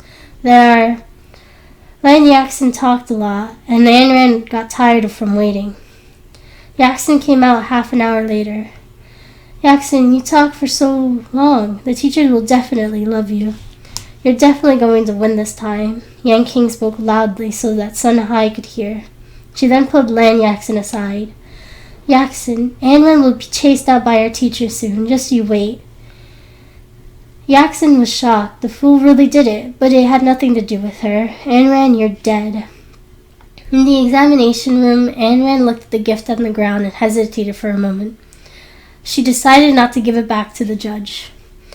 The judges were conquered by this beautiful girl at a first glance. They had never seen such a beautiful girl. Her skin was as cold as ice, and her muscles were so sharp that they couldn't even describe her beauty. Are you Lan Ayn Rand, the one who scored full marks? The judge asked.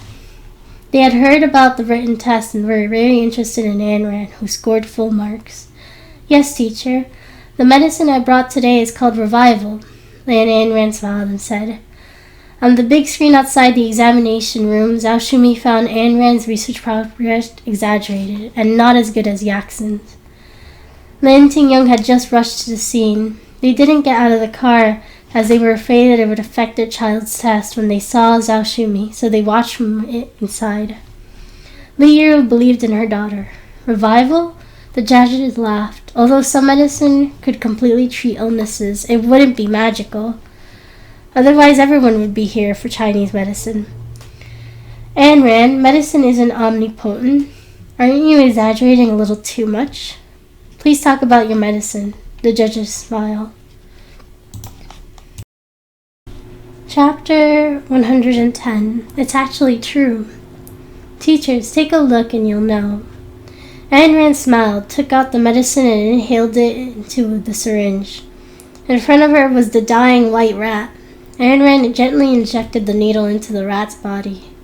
The people present, including Zhao Shumi and Lan Tingyi's family, didn't hold any hope for Ayn Rand. Dear Lan Ayn Rand is such a boastful girl. If that rat can be revived, I'll eat my hat. Lan Tingyi smiled. Lan Ayn Rand wasn't hiding in the car like his parents. He had been watching his sister's performance in the crowd and believed that she would succeed. Uncle, remember your words. Don't regret it. Ayn Rand smiled. Ha! When Yaxin gets first place, Ayn Rand won't be a member of the Lan family. Zhao Shumi whined.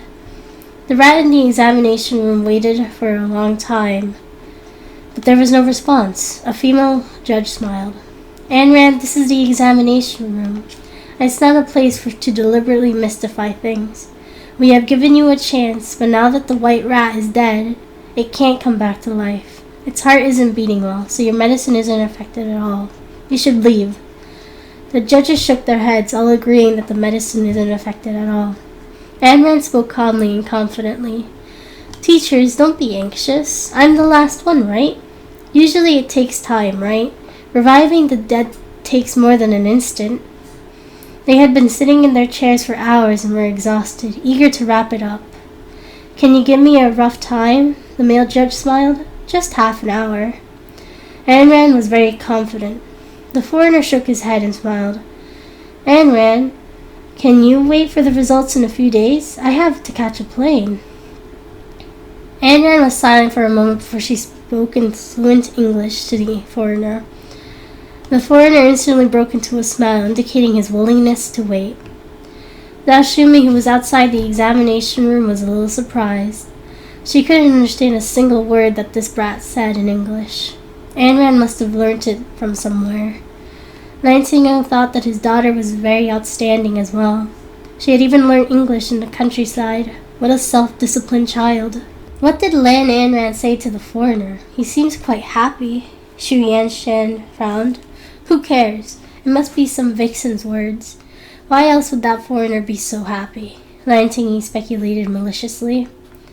Yaxin, who was outside, had an ominous hunch. Although she knew that Ayn Rand wouldn't be able to beat her, she was panicking.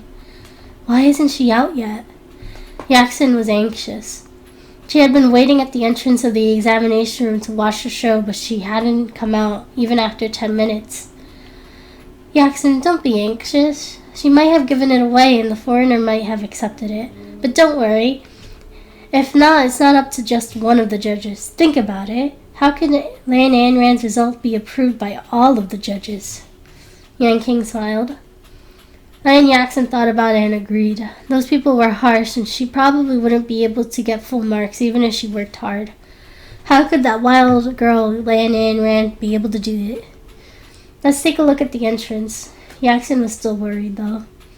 Yang King wanted to see Ayn Rand embarrass herself, so she agreed. In the stadium, Lan Ayn Rand calmly introduced her reagents. There were many herbs that they had never heard of inside. Some people thought that Ayn Rand was making it up and didn't care. Only Zhao Shumi outside had a solemn expression. What Lan Ayn Rand had said was true and extremely rare. It wasn't recorded in her notebook, as it was too precious. Some she had never even seen before. Grandma, Mom, Dad, I'm here. Yaxin walked out confidently. Xu Yanshan looked at her daughter's energetic appearance and hugged her. My daughter is the best. You will definitely be the champion. Sun Hai came out a long time ago and had been watching Ayn Rand's performance. She didn't care at all at first, but when she heard the names of those herbs, she suddenly became uneasy. Ayn Rand wasn't simple. Was she really going to clean the toilet? Suddenly the camera focused on the caged rat. It suddenly started to breathe and its belly could be seen moving up and down. The examiners present cried out in shock. How was this possible? Medicine can only relieve pain, so how could it bring someone back from the dead? This is great. Are these the spiritual pills, magical herbs, or the immortal pill of Tai Shang Lu Jun? It's so magical. The foreigner examiner stood up from his chair in shock and walked to the lab rat, looking at it in disbelief. Ayn Rand smiled silently. The judges were amazed and nodded in unison. The audience was shocked. Lan Yaxin looked at Yang King angrily. Damn it! Lan Ayn Rand was so capable she might have surpassed her this time. Yang King didn't know why Ayn Rand didn't give the present to the judge. It was so infuriating. Lan Xingyang and his wife were incredibly excited. I never expected our daughter to have such an ability. Lan Xingyang hadn't been so happy in a long time, and he was very elated today. Don't you know whose daughter she is? Let's go down and welcome her. Li Yuro was overjoyed.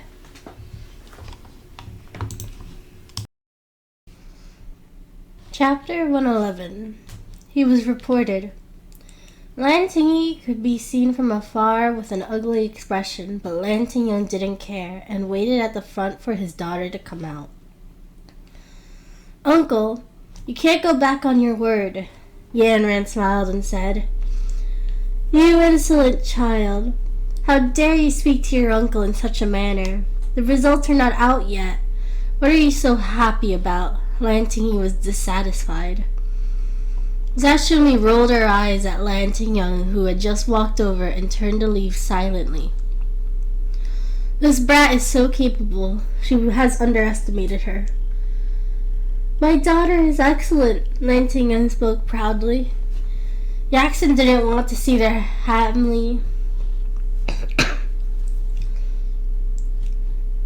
Yaxin didn't want to see their family happy, so she followed Zhao Shumi. What's there to be proud of? Isn't it just making some medicine? Xu Yanshan and Lan Tingyi spoke disdainfully. Ayn Rand happened to come out, so Lan Tingyang hurriedly went up to her and hugged her happily. My precious daughter is the best. Where did you get that medicine? He asked. It's a formula that I pieced together from the countryside. I didn't know it would become like this. Ayn Rand spoke calmly, without a hint of surprise or nervousness.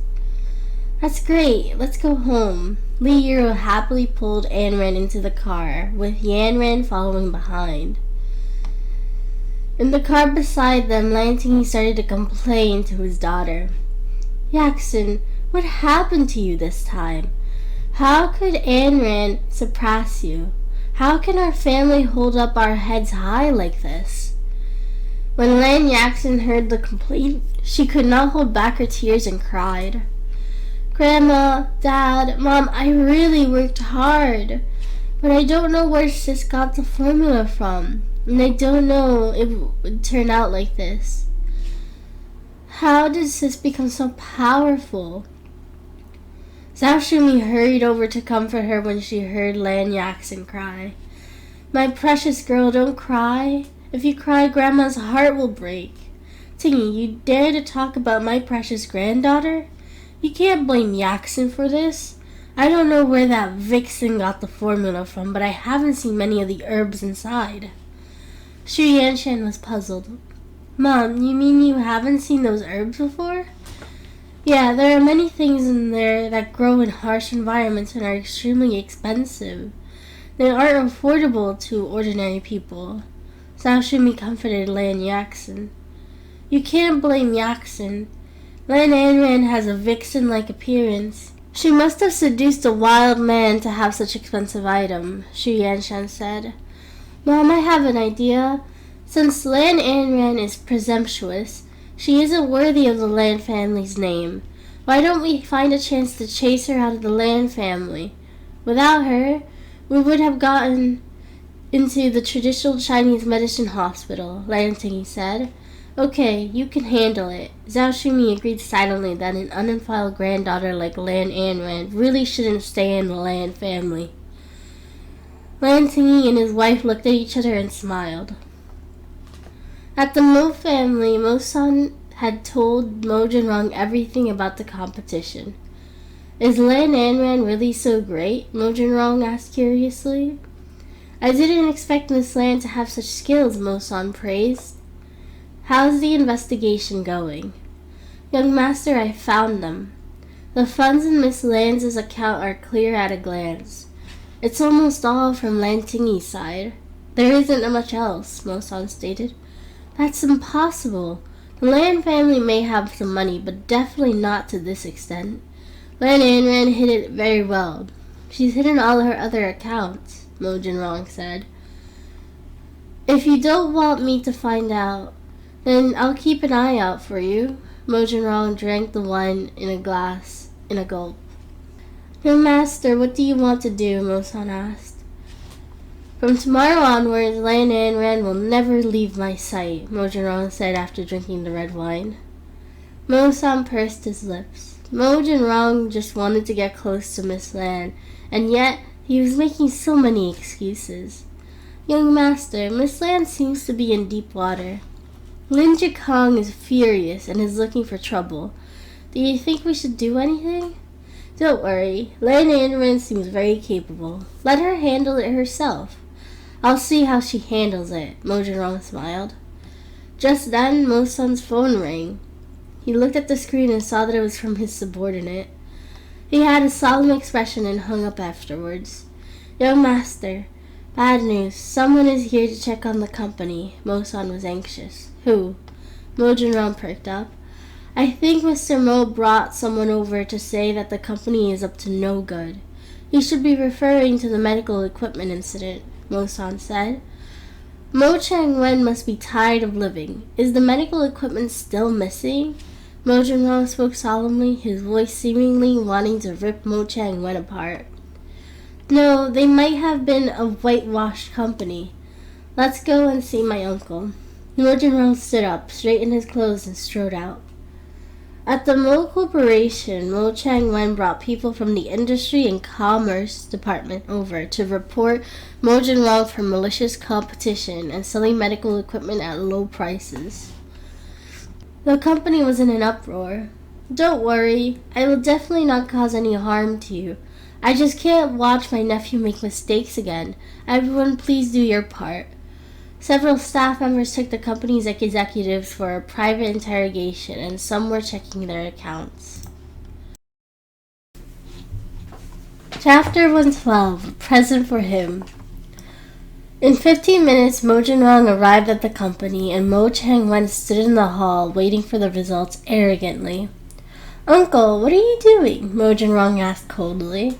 Nephew, you're here. I know that you might have done something and wanted to keep me in the dark, but I already know about it. Mo Chang-wen smiled, and the folds of his face rose. I didn't do anything, Uncle. Don't accuse me, Mo Jin-rong replied calmly. I didn't accuse you. Let me ask you. Chang-wen was about to ask when a uniformed staff member walked over and spoke. This is our responsibility and has nothing to do with you. You are Mo Jin-rong, right? Please come with me. Mo Jin-rong followed the person into the conference room without a word. Mo Jin-rong, someone reported you for selling at low prices, malicious competition, and even smuggling. What do you think? The staff member asked. I don't know. The Mo Family Corporation has always been law-abiding and has no such acts. You can investigate. Mo Jin-rong's reply was extremely calm. Based on what I know, the Mo family obtained a batch of free medical equipment from the Lin Corporation a few days ago. There isn't anything on the account at all, and the medical equipment isn't in the Mo Corporation at all. Can you tell me where they are? The staff member asked. Mo Jin-rong thought for a moment, looked up and smiled. I sent it to someone. You gave it to someone else? This batch of medical equipment is worth at least 1 billion yuan, and the price is extremely high. Doesn't the Mo Corporation want to earn money? You're giving it away just like that? You're really generous. Who did you give it to? The staff member continued asking. Sorry, the equipment was given to me. Ayn Rand pushed the door open and smiled. The moment she reached her house, she received a call from Mo-san informing her that something had happened to Mo Jin-rong. That's why she rushed over. You are? The staff member asked. I am Mo Jin-rong's fiancée, Lan Ayn Rand spoke calmly. Ayn Rand, do you have any evidence? The staff member nodded. My family runs a traditional Chinese medicine hospital. Recently, a batch of medical equipment just came in. It's Mo Jin-rong's batch. Lan Ayn Rand looked at Mo Jin-rong and spoke calmly. The staff member looked at each other and stood up. All right, we will investigate. That's all for today. A few of them strode away, leaving Mo Jin-rong and Ayn Rand alone in the conference room. You knew I was Mo Jin-rong? Mo Jin-rong was perplexed. Your deception isn't good, and you can see through it easily. Use your brain in the future when you lie. Ayn Rand sneered. That batch of medical equipment, Mo Jin-rong wanted to ask if she had really bought it. No, I just happened to buy a batch recently. I have spoken to my dad. He won't talk nonsense to them. Since Lan Ayn Rand had shown her cards, there was no need to put on an act. What's that in your hand? Mo Jin-rong looked at the pink bag in Lan Ayn Rand's hand and asked curiously. Ayn Rand suddenly remembered the gift in her hand. She had rushed over before she could give away the gift. She took the opportunity to place the gift in front of Mo Jin-rong. This is a gift for you. Treat it as a thank you gift for saving my life. Mo Jin-rong stood up and spoke coldly. It's alright. Didn't you help me too? Or even? I brought it over, so accept it. I'm leaving now. Ayn Rand placed the gift on the table and left. Before she left, she glared at Mo Chang-wen. This old thing was just as worrisome as Zhao Shumi. Why are they all gone? What happened? Mo Chang-wen muttered in his heart. Soon after, Mo Jinrong came out of the office with the bag at hand, and Mo Chang-wen came over to welcome him. Jinrong, I didn't mean it, but Uncle can't watch you go down the wrong path. Mo-san, see him out. Mo Jinrong turned to leave unceremoniously. Mr. Mo, please, Mo-san spoke politely. Mo Chang-wen wasn't afraid. Mo Jinrong was going to be finished soon. He strode away. When Mo Jinrong returned to his office, he ignored the gift in front of him and threw it aside. However, he couldn't help glancing at it, picking it up and putting it down properly. It's all right to have a look, he comforted himself. There was a small pink box in the pink package, which was full of playfulness and cuteness. He slowly opened the lid and was stunned when he saw the contents. His face flushed red to the tips of his ears. What was Lan Anran trying to do? Mo Jinrong was absorbed in his thoughts, and the corner of his mouth kept rising. He didn't even notice that Mo-san had quietly walked up to him. Young master, why didn't you knock when you come in? Mo Jinrong hurriedly closed the box, but he was so nervous that he couldn't close it properly. Instead, he ended up throwing the lid onto the ground. By the time Mo Jinrong bent to pick it up, Mo-san had a clear look at the contents. It was full of condoms. Chapter 113. She's going to have a grandchild. He couldn't believe that Lan Anran, who looked so refined, liked to do such things behind people's back. Mo-san's face flushed. He was well over 30, but he was still a virgin. When he saw this, he couldn't help but chuckle evilly. Young master, you and Miss Lan. You... Mo-san smiled. Shut up, there's nothing. Mo Jinrong threw the box and bag into the trash can. I didn't see anything. I heard from the Trade and Commerce Department that Miss Lan came over to testify that she took the medical equipment, Mo-san asked.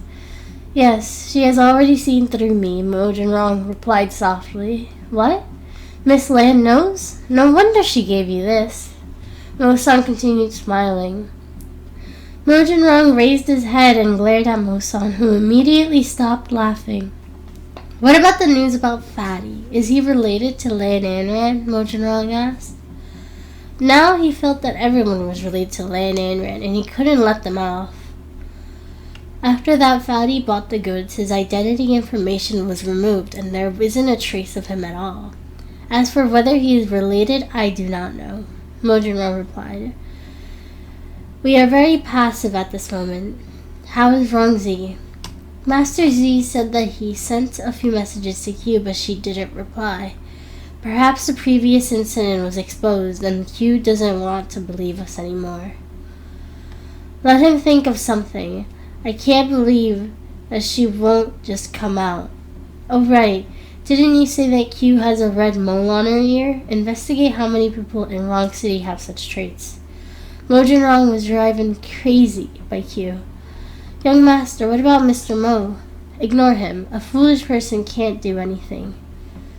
Mo-san turned to leave. Mo Jinrong leaned back in his chair and looked at the rubbish bin again. He slowly picked up the bag and brought it with him, preparing to ask Lan Anran what she meant. At the Lan family villa, Zhao Shumi found it hard to accept what had happened today. That brat was so incredible. Jackson was also upset and went home early, but not to the Lan family villa. Mom, why don't we arrange a show so that we can chase that brat away righteously? Lan Tingyi said.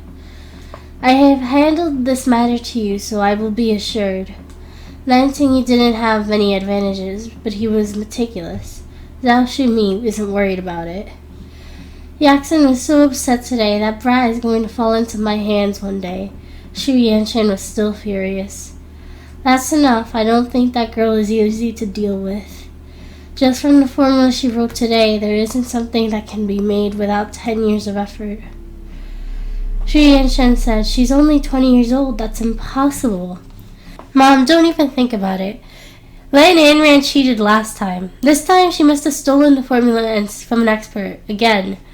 Otherwise, it might have just been given by her lover. After all, there is always someone better." "That's true. Just go ahead and inform me when the time comes." With Zhao Shumi's position, Lan Tingyi's work became much easier. "Mom, we're short on money again these past 2 days." Xu Yanshan was a little embarrassed. "Yanshan, my money is running low too, and now Tingyi is treating us like this." Zhao Shumi was a little reluctant. Xu Yanshan continued speaking. "Mom, Tingyi and I are expecting to have another child. I want to give the Lan family a grandson." Zhao Shumi was extremely excited. Yan Ren was the only useless person in the Lan family. It would be great if they could have another grandson. "Yanshan, are you serious? Are you really going to have another child for the Lan family?" Zhao Shumi held Xu Yanshan's hand and smiled. "Yes, Yan Ren is the only grandson in the Lan family, and I'm still upset that I can't give Tingyi a son. I must give birth to a grandson for the Lan family," Xu Yanshan promised. "Ayo, that's great. Lan Yanran isn't the only grandson in the Lan family now. Yes, Mom supports you. You are a good daughter-in-law." Zhao Shumi smiled and said, "Mom, giving birth takes a lot of money, but it's strenuous for the two of us to eat and drink right now. Yaxin has to attend school as well, so the family is in trouble." Xu Yanshan was troubled. "I have all the money Tingyi has given me over the years, other than giving you a little. I have left some money for my retirement. Take it, eat well, and drink well. You can't mistreat my grandson." Zhao Shumi spoke happily and took out a bank card. "This money..." "This card has a lot of money in it. Take it. You must let me hold my grandson. Do you hear me?" "Mom, this is your retirement money. We can't accept it," Xu Yanshan said. "Alright, Mom. We'll definitely work hard." Lan Tingyi was a little surprised, but he agreed excitedly when he saw the bank card. The two of them looked at the money with joy. Zhao Shumi was overjoyed as well. The news that she was going to have a grandson was great news. Compared to Lan Anran's incident today, this made her very happy. Chapter 114. Forced to give up. After Lan Anran returned home, she went back to her room and turned on her computer. She originally wanted to receive some documents, but unexpectedly she received several notifications. They were from Rong Zi. She suddenly remembered that she hadn't turned on her computer these past few days and hasn't seen Rong Zi's emails at all. "Have you found Zero?" "Zero is a man. This is the only clue I have." Anran wanted to lure Rong Zi elsewhere, so she wouldn't let anyone find her easily. Besides, not many people had seen Zero before. "A man? Are you sure? How did you find out?" Rong Zi continued to ask. "I heard it from someone else because Zero went to a cocktail party once," Anran replied. Rong Zi started to suspect that he was lying. Previously, Mo Jinrong told him that Zero was clearly a woman. He didn't pursue the matter. At this point, Q wouldn't tell him the truth. There were many things she needed to do today, and the Lin Corporation's matter hasn't been resolved. She couldn't let Lin Jikong come to her door. Anran hacked into the Lin Corporation system again and sent them a virus software, causing the entire company's computer screen to go black. Only Lin Jikong's was lit up. What happened? Lin Jikong was furious. He was in the midst of an important video conference and hadn't expected to be interrupted by the sudden hack. Several lines of black text appeared on the computer. "I'm warning you. You're not allowed to harass Lan Anran and her family again. This time I'll take your 1 million yuan first. You won't be so lucky next time." The computer returned to normal in an instant, and Lin Jikong was dumbfounded. How dare she threaten him? At this moment, the report from the finance department came, and there was really 1 million yuan missing from the account. Lin Jinkong was anxious and wanted to call the police, but the company's network security officer told her that it was international hacker Q. Even the international police couldn't catch her, so it was useless to call them. Damn it! His son could not be bullied. Let Ayn Rand just you wait. At this moment, Ayn Rand had to concentrate on dealing with Zhao Shumi. The materials were prepared and she could make things difficult for Zhao Shumi at any time. She took out her phone and called Skinny. Find the best buyer and lower the price as much as possible. I sent you the photos. Got it, boss. It's such a big area and the price is low. There will definitely be a lot of people fighting over it. I just want to teach that old thing a lesson. Ayn Rand's pink lips curved up slightly and she smiled teasingly. Boss, you're really great today. You have become an internet celebrity, Skinny praised. Don't flatter me. Hurry and get to work. Ayn Rand smiled and hung up. Ayn Rand, time to eat. Leo shouted from downstairs. Her daughter had brought her glory, and now the entire internet was praising her. She had a reward for her. Ayn Rand shut her computer when she heard the voice and went downstairs. The entire living room was filled with the aroma of food. Ayn Rand couldn't help swallowing his saliva. It had been a long time since he had tasted his mother's food. I have also benefited from you, Ayn Rand smiled and said. Nonsense. Ayn Rand is very capable too. He has been chosen from the auditions and will become a big star soon. Ayn Rand smiled and said.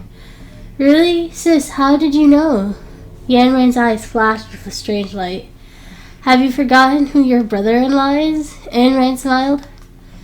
Although she had spoken to Kwang Mu, Mo Jinrong would definitely take care of him. After all, he was Ayn Rand's younger brother.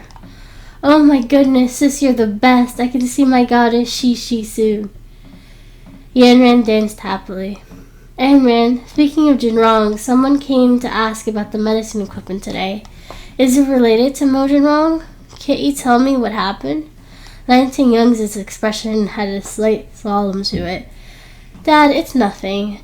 Someone from the Mo family wants to harm Jinrong, so I'm helping him out. Just treat it as a returning favor that he helped me at the shopping mall. It's nothing. Jinrong's actions are legal, and they're definitely not anything illegal. You don't have to worry about it, Ayn Rand explained. That's good. When you do business, you're afraid that the higher-ups will find trouble. That's good. Tell Jinrong to be careful. Such a big company can't be ruined. Dad, I understand. Hurry up and eat. Ayn Rand placed a piece of meat in Lan Tingyung's bowl and smiled. The next day, Lin Chang could only limp to school. The whole school knew of Lin Chang's pain, and everyone looked at him differently, which made him uncomfortable. The moment Lan Ayn Rand sat down, Lin Chang came in and stared at her fiercely. Lan Ayn Rand, what method did you use to threaten my dad? He was furious. Ayn Rand didn't speak, pretending not to hear him. Lin Chang was a little angry. Lan Ayn Rand, why are you so arrogant? You just had better results during the competition. In the end, you got in through connections. What are you so arrogant for? Let me tell you, if anything happens to me in the future, you'll be buried with me. Ayn Rand stopped what she was doing and stood up. She was 1.68 meters tall, a head shorter than Lin Chang. She had big eyes and a gentle smile on her face. Young Master Lin, if you don't want any problems, you better behave. Otherwise, I'm afraid you won't live to see the day I'm buried with you. Ayn Rand gradually inched closer to Lin Chang. She smiled and glanced at the lower half of Lin Chang's body. He shuddered. The pain was all still vivid in his mind. It hurt just thinking about it. All right, everyone, return to your seats. I have something to announce. Li Yu walked in happily. Chapter 115. I'll take responsibility.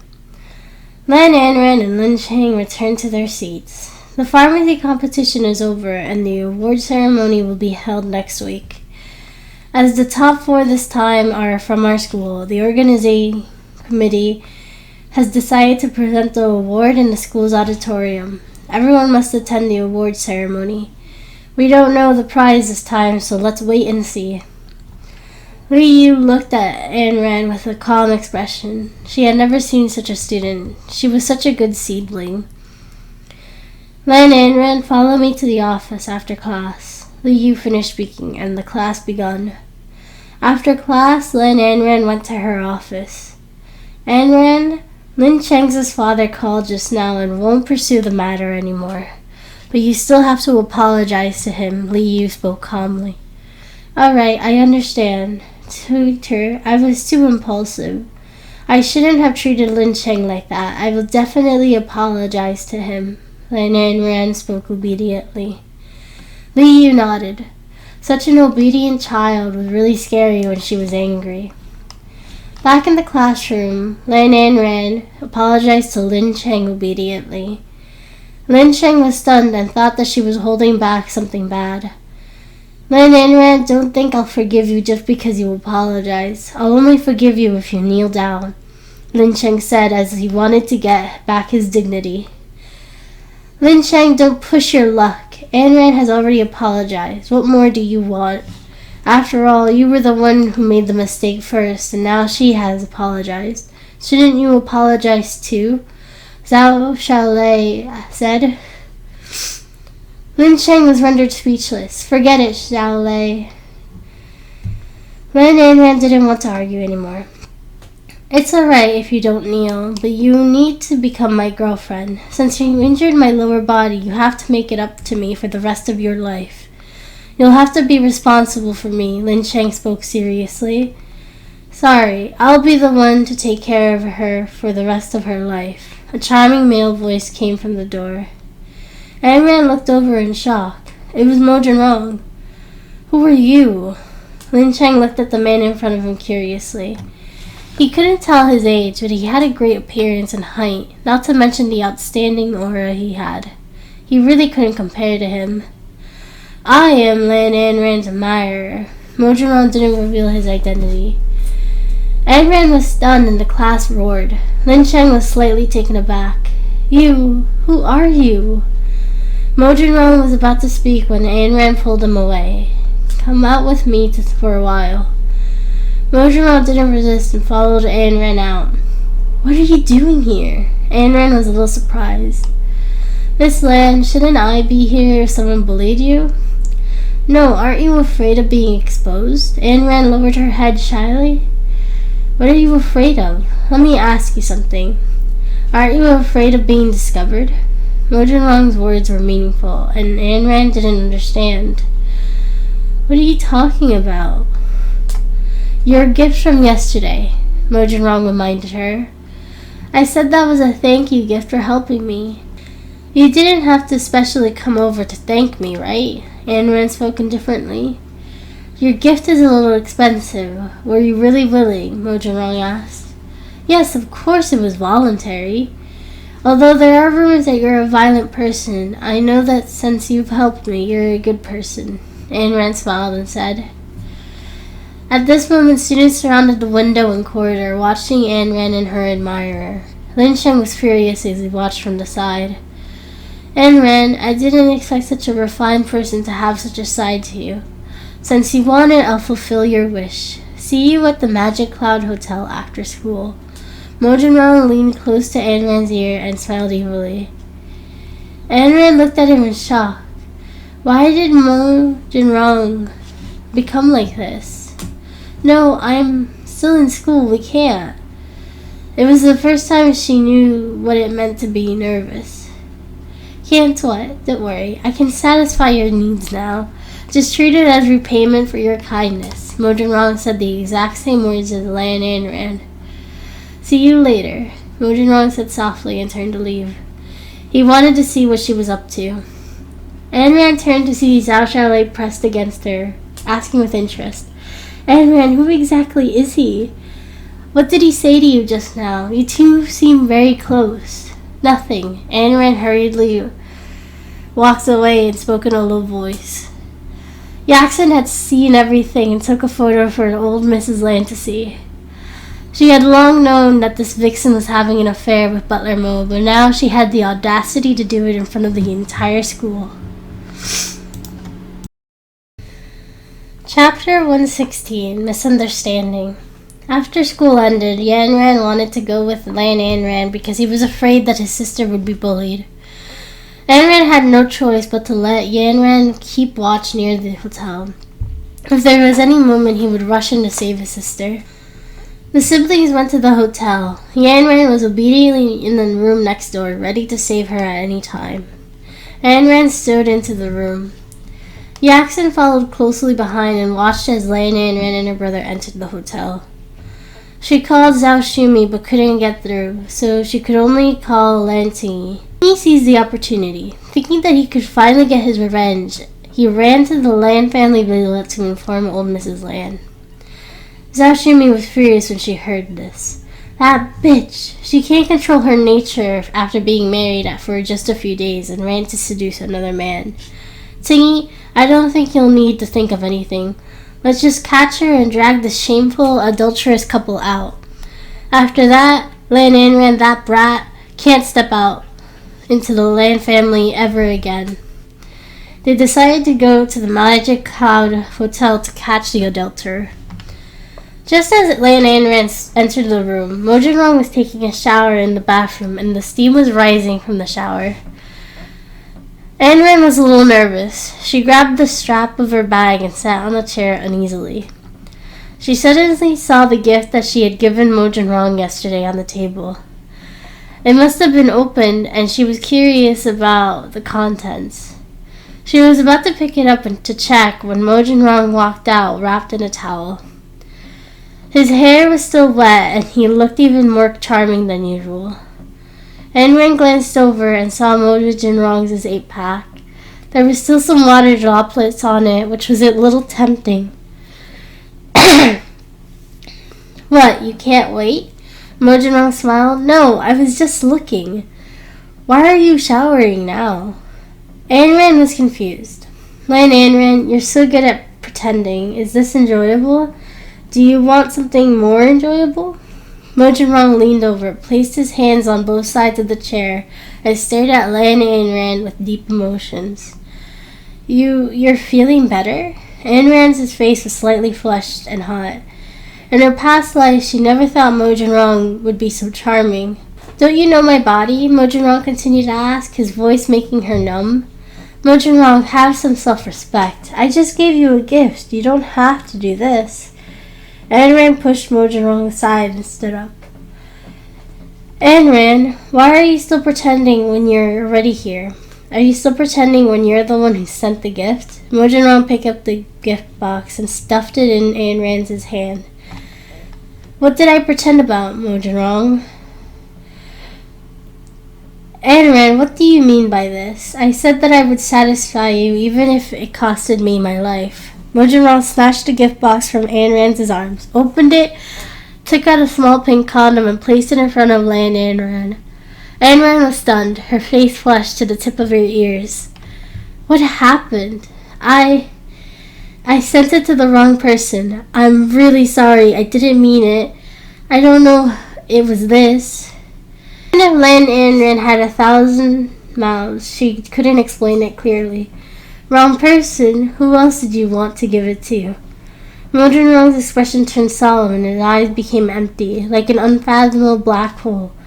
No, I didn't. Lan Anran was helpless. She didn't know what to say. Yanran, who was in the other room, had been leaning against the wall, listening to the noise from the other side. But perhaps the soundproofing was just too good, and he couldn't hear anything. He wanted to look across the balcony and accidentally saw Zhao Shumi downstairs. A family was walking over aggressively. Crap. Yanran hurried to run out. Knocking on the opposite door, he shouted, Sis, run! Grandma's bringing Uncle over. Yanran panicked. What should we do? Hurry, hide your clothes. What should we do? Hurry, hide and wear your clothes. Yanran was hiding. Why are you panicking? You're my lawful wife. Can't we be in the same room? Mo Jinrong inched closer to Anran. Anran thought about it and agreed. Why did she have to run? This was Mo Jinrong. Sis, open the door! Yanran shouted from the door. Yanran, hurry and come in. Yanran pulled Yanran inside. When Yanran entered the room and saw Mojin dressed in a bathrobe, he immediately spoke with disgust. "What do you want to do with my sister? Watch out, or my brother-in-law will rip your skin apart." He stood in front of Lan Yanran and spoke like a little warrior. "Yanran, stop fooling around." Yanran stopped him. "I am Mojin. Previously, I had no choice but to swap identities to disguise myself." Mojin took the initiative to admit his identity. Yanran was a little surprised, his eyes blinking. Previously, he had fantasized that this person was his brother-in-law. He was handsome and rich. Other than being a little cold, everything else was good. He didn't expect his dream to come true. "Are you really my brother-in-law? Then you are..." Yanran suddenly felt like a light bulb and was about to leave when Yanran pulled him back. "Why are you running? When the old thing comes, you have to testify for me. They don't know he is Mojin yet, and you can't say anything." Yanran reminded me. "You call your grandma an old thing?" Mojin was puzzled. Chapter 117. Catching Adulterers in the Hotel. Before Yanran could explain, Zhao Shumi's family rushed up and slammed against the door as though they were asking for a loan. "You brat, get out here! You did such an embarrassing thing after getting married for just a few days. You have embarrassed the Lan family. Lan Yanran, come out now!" Zhao Shumi cursed confidently. "Grandma, aren't you afraid of embarrassing the Lan family?" Yanran walked out naturally and smiled. "You brat, you're really here? How embarrassing. Get out. Where's the adulterer? Get the hell out here." Zhao Shumi pushed Lan Yanran aside and entered the house to see Lan Yanran and Mojin playing games on their phones. "Good, the adulterer is here. I recognize you as Mojin butler. How could you have such an unclear relationship with my granddaughter? I'm going to beat you to death." Zhao Shumi recognized Mojin at a glance. The last time they were in the mall, he had infuriated her. This time she had a chance. "Grandma, you must be seeing things. Have you ever seen someone have an affair with their younger brother in the room?" Lan Yanran stepped forward to stop her. Zhao Shumi suddenly stopped. She was right. No one would have an affair with a family member present. Shu Yanshan and Lan Yaxin wandered into the room for a long time but couldn't find anything. Suddenly she was attracted by the red package in the trash can. "What are these things?" Yaxin stretched out her hand. "That belongs to a man and you want to see it? Aren't you embarrassed that a young lady likes to see men's things?" "Isn't it more embarrassing than me?" Yanran's words humiliated Yaxin and she flushed. "You..." "Nonsense. Where are the things in here? This is a pink box. Isn't it a little..." "What's wrong? It's mine. Do you want to see the color of the underwear inside?" Mojin suddenly spoke, calmly retracting Shu Yanshan's words. Shu Yanshan flushed as well, bowing her head in silence. Tingyi glared at Shu Yanshan, signaling for her to keep quiet. Yanran suppressed her laughter. "It's rare to see Auntie have the same hobby as sister." "You! Nonsense, she is your aunt. How can you be so rude? No matter what, you're already married. Your brother isn't sensible, and you aren't either. How can a man and woman be alone? The Mo family and the Lan family still need to maintain their reputation. How can you be entangled with an outsider?" Zhao Shumi wanted to curse. "Grandma, we're adults, and Mojin already knows about this. You don't have to worry about this anymore. Grandma, please leave." Yanran smiled lightly. This annoyed Zhao Shumi, and she was furious at the sight of Lan Yanran's smile. She was about to slap her when a large hand grabbed her forcefully. "You!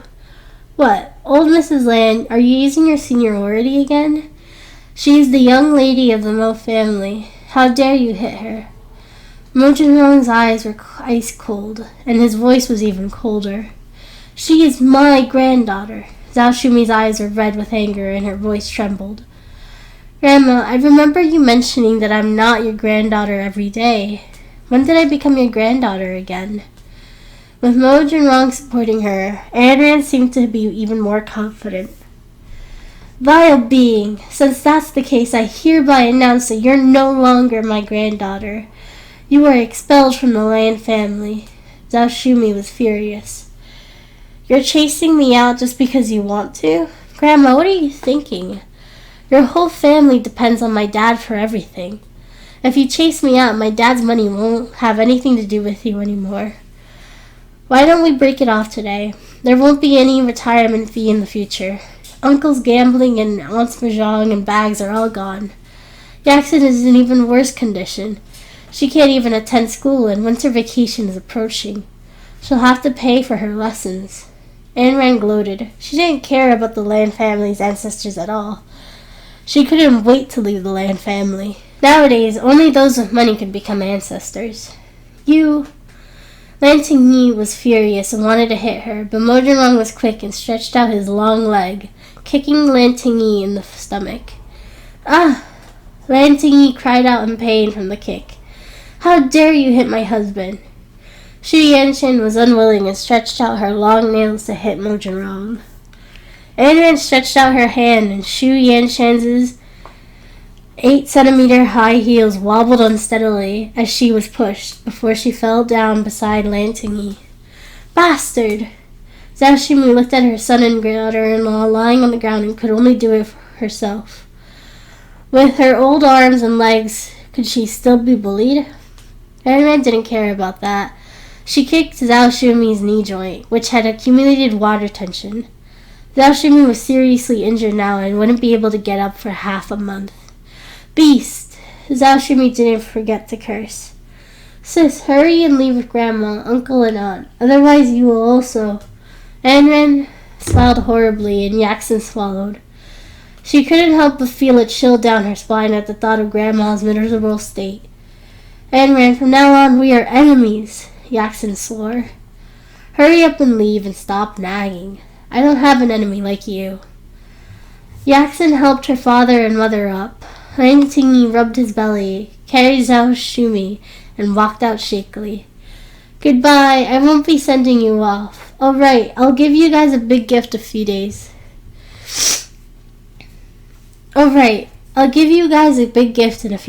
You have to accept it. Ayn Rand smiled. Jackson turned to look at Ayn Rand, her eyes full of hatred. Bastard, I'm going to tell your father. Zhao Shumi whined and cursed on Lan Tingyi's back. Ayn Rand, who was at the door, was in a good mood and closed it loudly. I finally know why you call your grandma that old thing, Mo Zhenrong spoke unhurriedly. Brother-in-law, you were so cool just now. Ayn Rand was in awe. Mo Zhenrong didn't speak, turning to the bathroom to get dressed. Sis, Mo Zhenrong's a little cold. Ayn Rand turned and entered the bathroom afterwards. Suddenly, he saw the red condom on the ground. His face flushed. Sis, you guys. No, it's a misunderstanding. Ayn Rand immediately guessed why Ayn Rand was yelling in the washroom. She looked at Mo Zhenrong, not want to explain, but she turned out and ran. Ayn Rand suddenly didn't want to go to the bathroom and followed Ayn Rand out. Mo Zhenrong fell into deep thought as he watched Ayn Rand leave. She really didn't mean to give this present to him.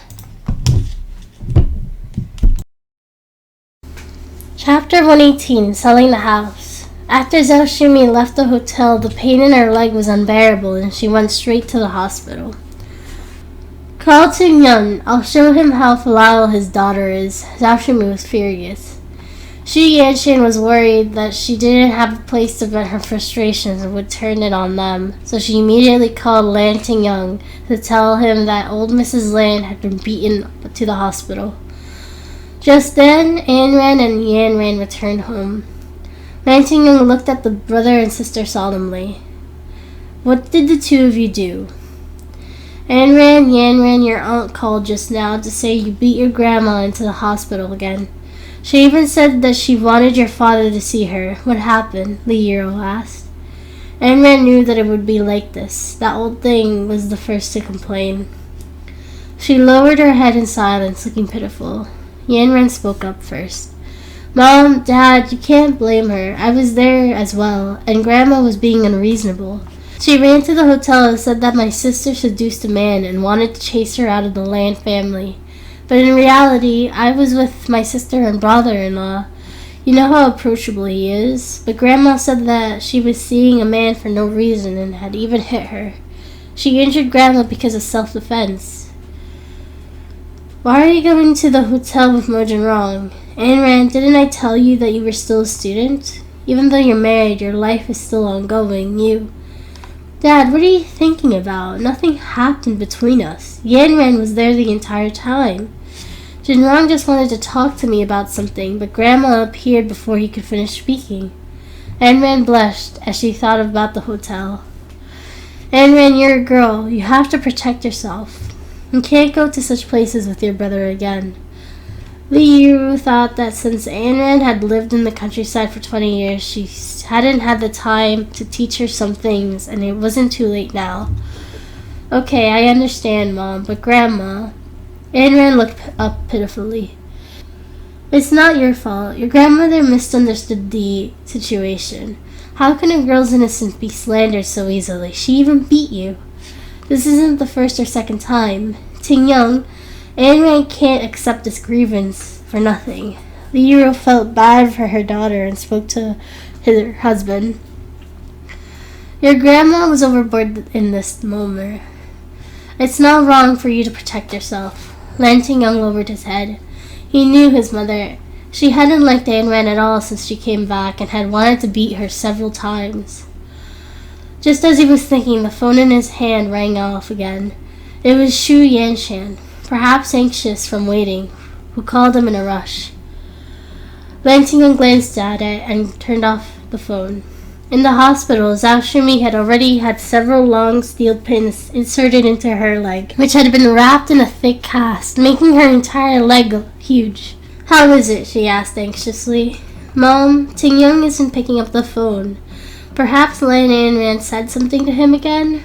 Xu Yanshan speculated. That lousy thing! Damn it! Zhao Shumi laid in bed and cursed angrily. Lan Tingyi was kicked in the stomach. He had just returned from the scan and wasn't injured seriously. Just a large bruise on his upper abdomen that was a little painful. Mom, Ayn Rand is such a jinx. She even dares to hit her elders. He sat down in pain. Grandma, I'm really upset that you were beaten up like this. I'm going to find Ayn Rand to talk to her. Yaksen was heartbroken. My good granddaughter, Grandma is old and useless. She can't even defeat a little girl now. Zhao Shumi reproached herself. Mom, we can't let that girl lead us by the nose. It's been a few times and she made fun of us again and again. Lan Tingyi was dissatisfied. It seems like I have to give her something. I may be old, but I can't let her climb over my head. Zhao Shumi had it planned. Xu Yanshan looked at Lan Tingyi and smiled triumphantly. Just as Zhao Shumi was planning to teach Lan Ayn Rand a lesson, Ayn Rand took action. Boss, several families have expressed their intention to contract us today, Fatty called. Very good, show them around. Ayn Rand smiled and said. Zhao Shumi's house originally belonged to Old Master Lan, but before Zhao Shumi married into the family, the house was written in the names of Old Master Lan and his first wife. There was no relationship with Zhao Shumi at all. But Zhao Shumi used a little trick to force his first wife to jump off a building, which resulted in the house falling into Old Master Lan and Zhao Shumi's hands. In her past life, Old Master Lan didn't change the owners at all. His name was written alone and would probably be the same in this life. Lan Tingyi loved to gamble. In her past life, he had lost too badly and had sold the house in the end, which was why he had plotted to take over Lan Tingyung's hospital. Now that it was about time, Lan Tingyi should have signed the agreement, but Zhao Shumi didn't know. This way, she would help him. Chapter 119, Anatomy Lesson. The next day, when Lan Ayn Rand arrived at school, Skinny called to say that some tenants were satisfied with the house, and he wanted her to see which tenant was better. Lan Tingyi's bet is about to come to an end. He probably hasn't had much money to pay off his gambling debts. Disguise yourself as a gambler and ask him about the house, Lan Ayn Rand smiled and said. She would naturally push the blame into Lan Tingyi. Skinny hung up immediately after receiving the order. Ayn Rand continued to attend school leisurely. Today was the horrifying anatomy class. Ayn Rand, today is your first anatomy class. The teacher took a few days off and didn't come, so you should be prepared. It's horrible. Zhao Xiaolei's expression was grim. Ayn Rand didn't think the anatomy class was that scary. She just smiled and didn't say anything. The class bell rung. Everyone wore their white coats and walked to the dissection room fully equipped. They were going to have to watch an autopsy today.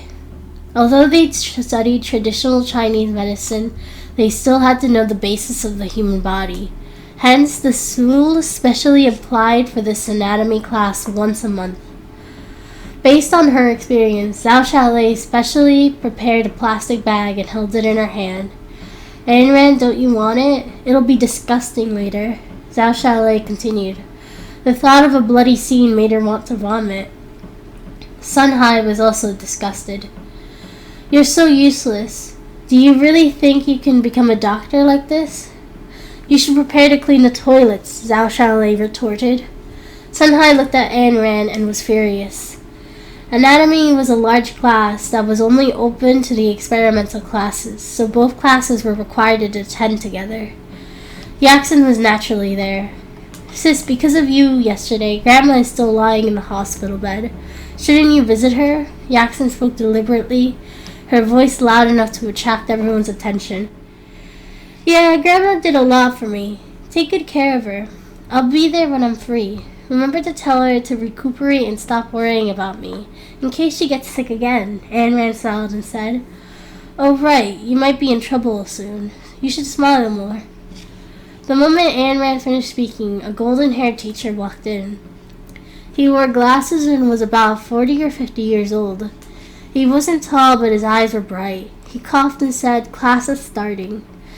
Today we will dissect the large intestine. Say thank you to our cadaver teacher. With that, everyone bowed towards the stage. A minute later, he skillfully picked up a scalpel. 2 minutes later, everyone was covering their mouths and vomiting. Ayn Rand looked at the people around her, each carrying a plastic bag that seemed to be a must-have item for class. Zhao Xiaolei looked at Ayn Rand and asked curiously in between her vomiting, Ayn Rand, isn't it disgusting? Aren't you going to vomit? Ayn Rand didn't find it disgusting. She found it interesting. The teacher on stage, Kuo Shen, looked at Ayn Rand curiously. Usually there wasn't a student who didn't throw up, but today was really refreshing. After the anatomy class ended, everyone wanted to crawl out from their knees. Just as Ayn Rand was about to leave, Kuo Shen called out to her, Hey, wait a minute. Ayn Rand stopped. Teacher, is something the matter? You look familiar. Have we met before? Kuo Shen continued speaking. He noticed that this classmate was familiar. Her calm appearance reminded him of someone. Have we met? Ayn Rand smiled sweetly, her big eyes shining brightly. Perhaps I have the wrong person. Ayn Rand nodded and left with a smile. The moment they left the laboratory building, Ayn Rand excitedly rushed over, hugged Ayn Rand, and spun her around. Sis, I really have been chosen. They just informed me that I can be a big star. Sis, thank you so much. Ayn Rand was happy as a child. My brother is the best, Ayn Rand smiled and said. Then I'll be changing departments in a few days. This is great. Yaxin saw Ayn Rand's joy and she was extremely jealous. Why were they so happy? He wanted to change departments? No way. The next day, Ayn Rand received Tingyi's agreement to sell the house. With this, what did she have to be afraid of? She sold Zhao Shumi's house at a low price. Of course, the money was still in her hands. Not a single cent went to Lan Tingyi's hand. This was the price of bullying the person she loved. Zhao Shumi was still recuperating in the hospital, waiting to teach Ayn Rand a lesson. In a blink of an eye, it was old Mrs. Mo's birthday party, which was held at Shangyong Hotel. Li Yiro held Ayn Rand's hand and walked downstairs carefully. Mo Jinrong and Mo Sun had been waiting in the living room for a long time. They had specially brought Lan and Ayn Rand to the birthday banquet. The moment Lan Anran appeared in Mo Junhong's line of sight, he was stunned. Anran was dressed in a pale pink dress that hugged her waist. She wore a pair of 5-centimeter high heels that accentuated her height, and there was a silver necklace resting on her collarbones that complemented well with her skin. She also had his family heirloom jade bracelet on her wrist. Today, Lan Anran was so bright that she seemed to glow. Chapter 120, Participating in the Birthday Banquet. Sis, you're so pretty. Yanran looked at Anran's appearance and couldn't help but exclaim. If she wasn't his biological sister, he would have chased her. Mosan was stunned as well. This was simply the work of a fairy. The person in front of him smiled faintly. Her pink lips were slightly raised and paired with big, watery eyes, curved eyebrows, and slightly coiled hair. She was simply a fairy, both in temperament and beauty. Mo Jinrong was in a daze and was suddenly attracted by the small red mole on Anran's ear. Jinrong, I'll leave my daughter to you. You must bring her back in one piece. Lan Xingyang and Li Yero placed Anran's hand in Mosan's hand. Don't worry, I will. Mosan returned to his senses, walked Anran to the car and drove off. Young madam, since you already know young master's identity, I won't hide it from you. You're really pretty today, Mosan praised. Anran smiled, her eyes full of Mo Jinrong. The guests today are mostly members of the Mo family and business partners. I hope you will behave appropriately. Speed up, Mo Jinrong said indifferently. Are you Mo Jinrong or Butler Mo? Anran asked curiously. I won't be attending today. Your mission is to accompany Grandma. I'll come and pick you up later. Mo Jinrong didn't seem to fancy Anran's beauty and looked straight ahead. Oh. After Anran replied softly, they didn't speak again. Mo Jinrong remembered the gift that day. It wasn't meant for him. Most of the guests had arrived at Xingyang Hotel and reporters surrounded the entrance. They wanted to take photos of Lan Anran and Mo Jinrong and were a little disappointed to see Anran alone. However, they were shocked by Anran's beauty. Legend had it that Mo Jinrong was old and ugly. It was a blessing to have been able to marry such a beautiful woman. The flashes from the camera were intensely aimed at Anran's face. She didn't seem to have any stage fright and completely endured the test of death from the camera. When Mo Jinrong saw Anran enter, he turned and left, heading straight for the presidential suite on the top floor. Young master, madam is so beautiful today. Why don't you take a look? Mosan asked. Need you to ask? Watch Mo Chang Wen. Mo Jinrong strode into the presidential suite where Rongzi was. Has the news been released? Mo Jinrong asked from the sofa. It was released, but Q isn't that silly. Will she really fall for it? Rongzi was worried. She will come. Mo Jinrong was certain. Didn't you say you weren't going to find Q? Rongzi continued to ask curiously as he sat in front of his computer, staring at the screen with a cup of coffee. I want to confirm something. Mo Jinrong's voice was very low. He had a bold idea, but wasn't willing to admit it. The banquet hall was filled with symphonies, and everyone was dressed in various gowns. The moment Lan Anran entered, the spotlight landed on her, attracting everyone's attention. They turned to look at the beautiful lady. She had red lips, white teeth, and an exquisite little face, and well-defined facial features. There wasn't a single part of her that wasn't enviable.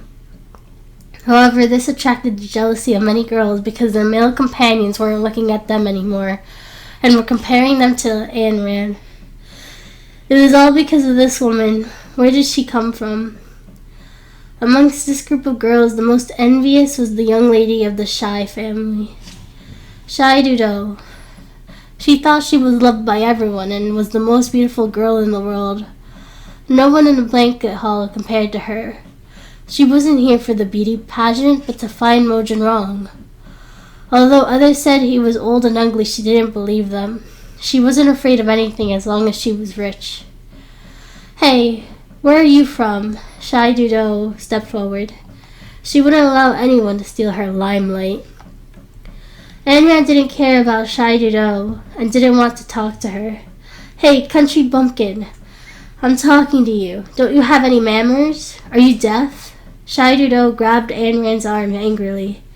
You are? Ayn Rand turned her head and looked at the reckless woman curiously. As expected of a bumpkin, you don't even know the young lady of the Shai Family Corporation, and yet you are here. Don't think that just because you are pretty that you can find a rich man. Someone like you can only sweep this floor in the bar. Another woman stood up mockingly. You don't belong here, get out. Shai Dido smiled and said. The toad is yawning, such arrogance. Ayn Rand smiled and said. Who are you calling a toad? Tell me, you don't even know Shai Dido, and yet you dare to come to the banquet? Q Shu smiled faintly. This is old Mrs. Mo's birthday party. Don't think of yourselves as masters. Some people are just out of their leagues, aren't they? Ayn Rand continued speaking. What did you say? We were officially invited, unlike you. Your clothes are so shabby. Did you borrow or rent them? Shai Dido sneered. The dress she wore was a gift sewn from a foreigner designer and wasn't cheap. It wasn't something a small woman like her could afford. In order to show her superiority, she would definitely tease this insolent woman. Ayn Rand wasn't angry, but smiled instead. She was mocking the two ugly ducks in front of her. She had her clothes customized with the Italian designer Becker, who was a world-class designer. How could she say that the dress was shabby?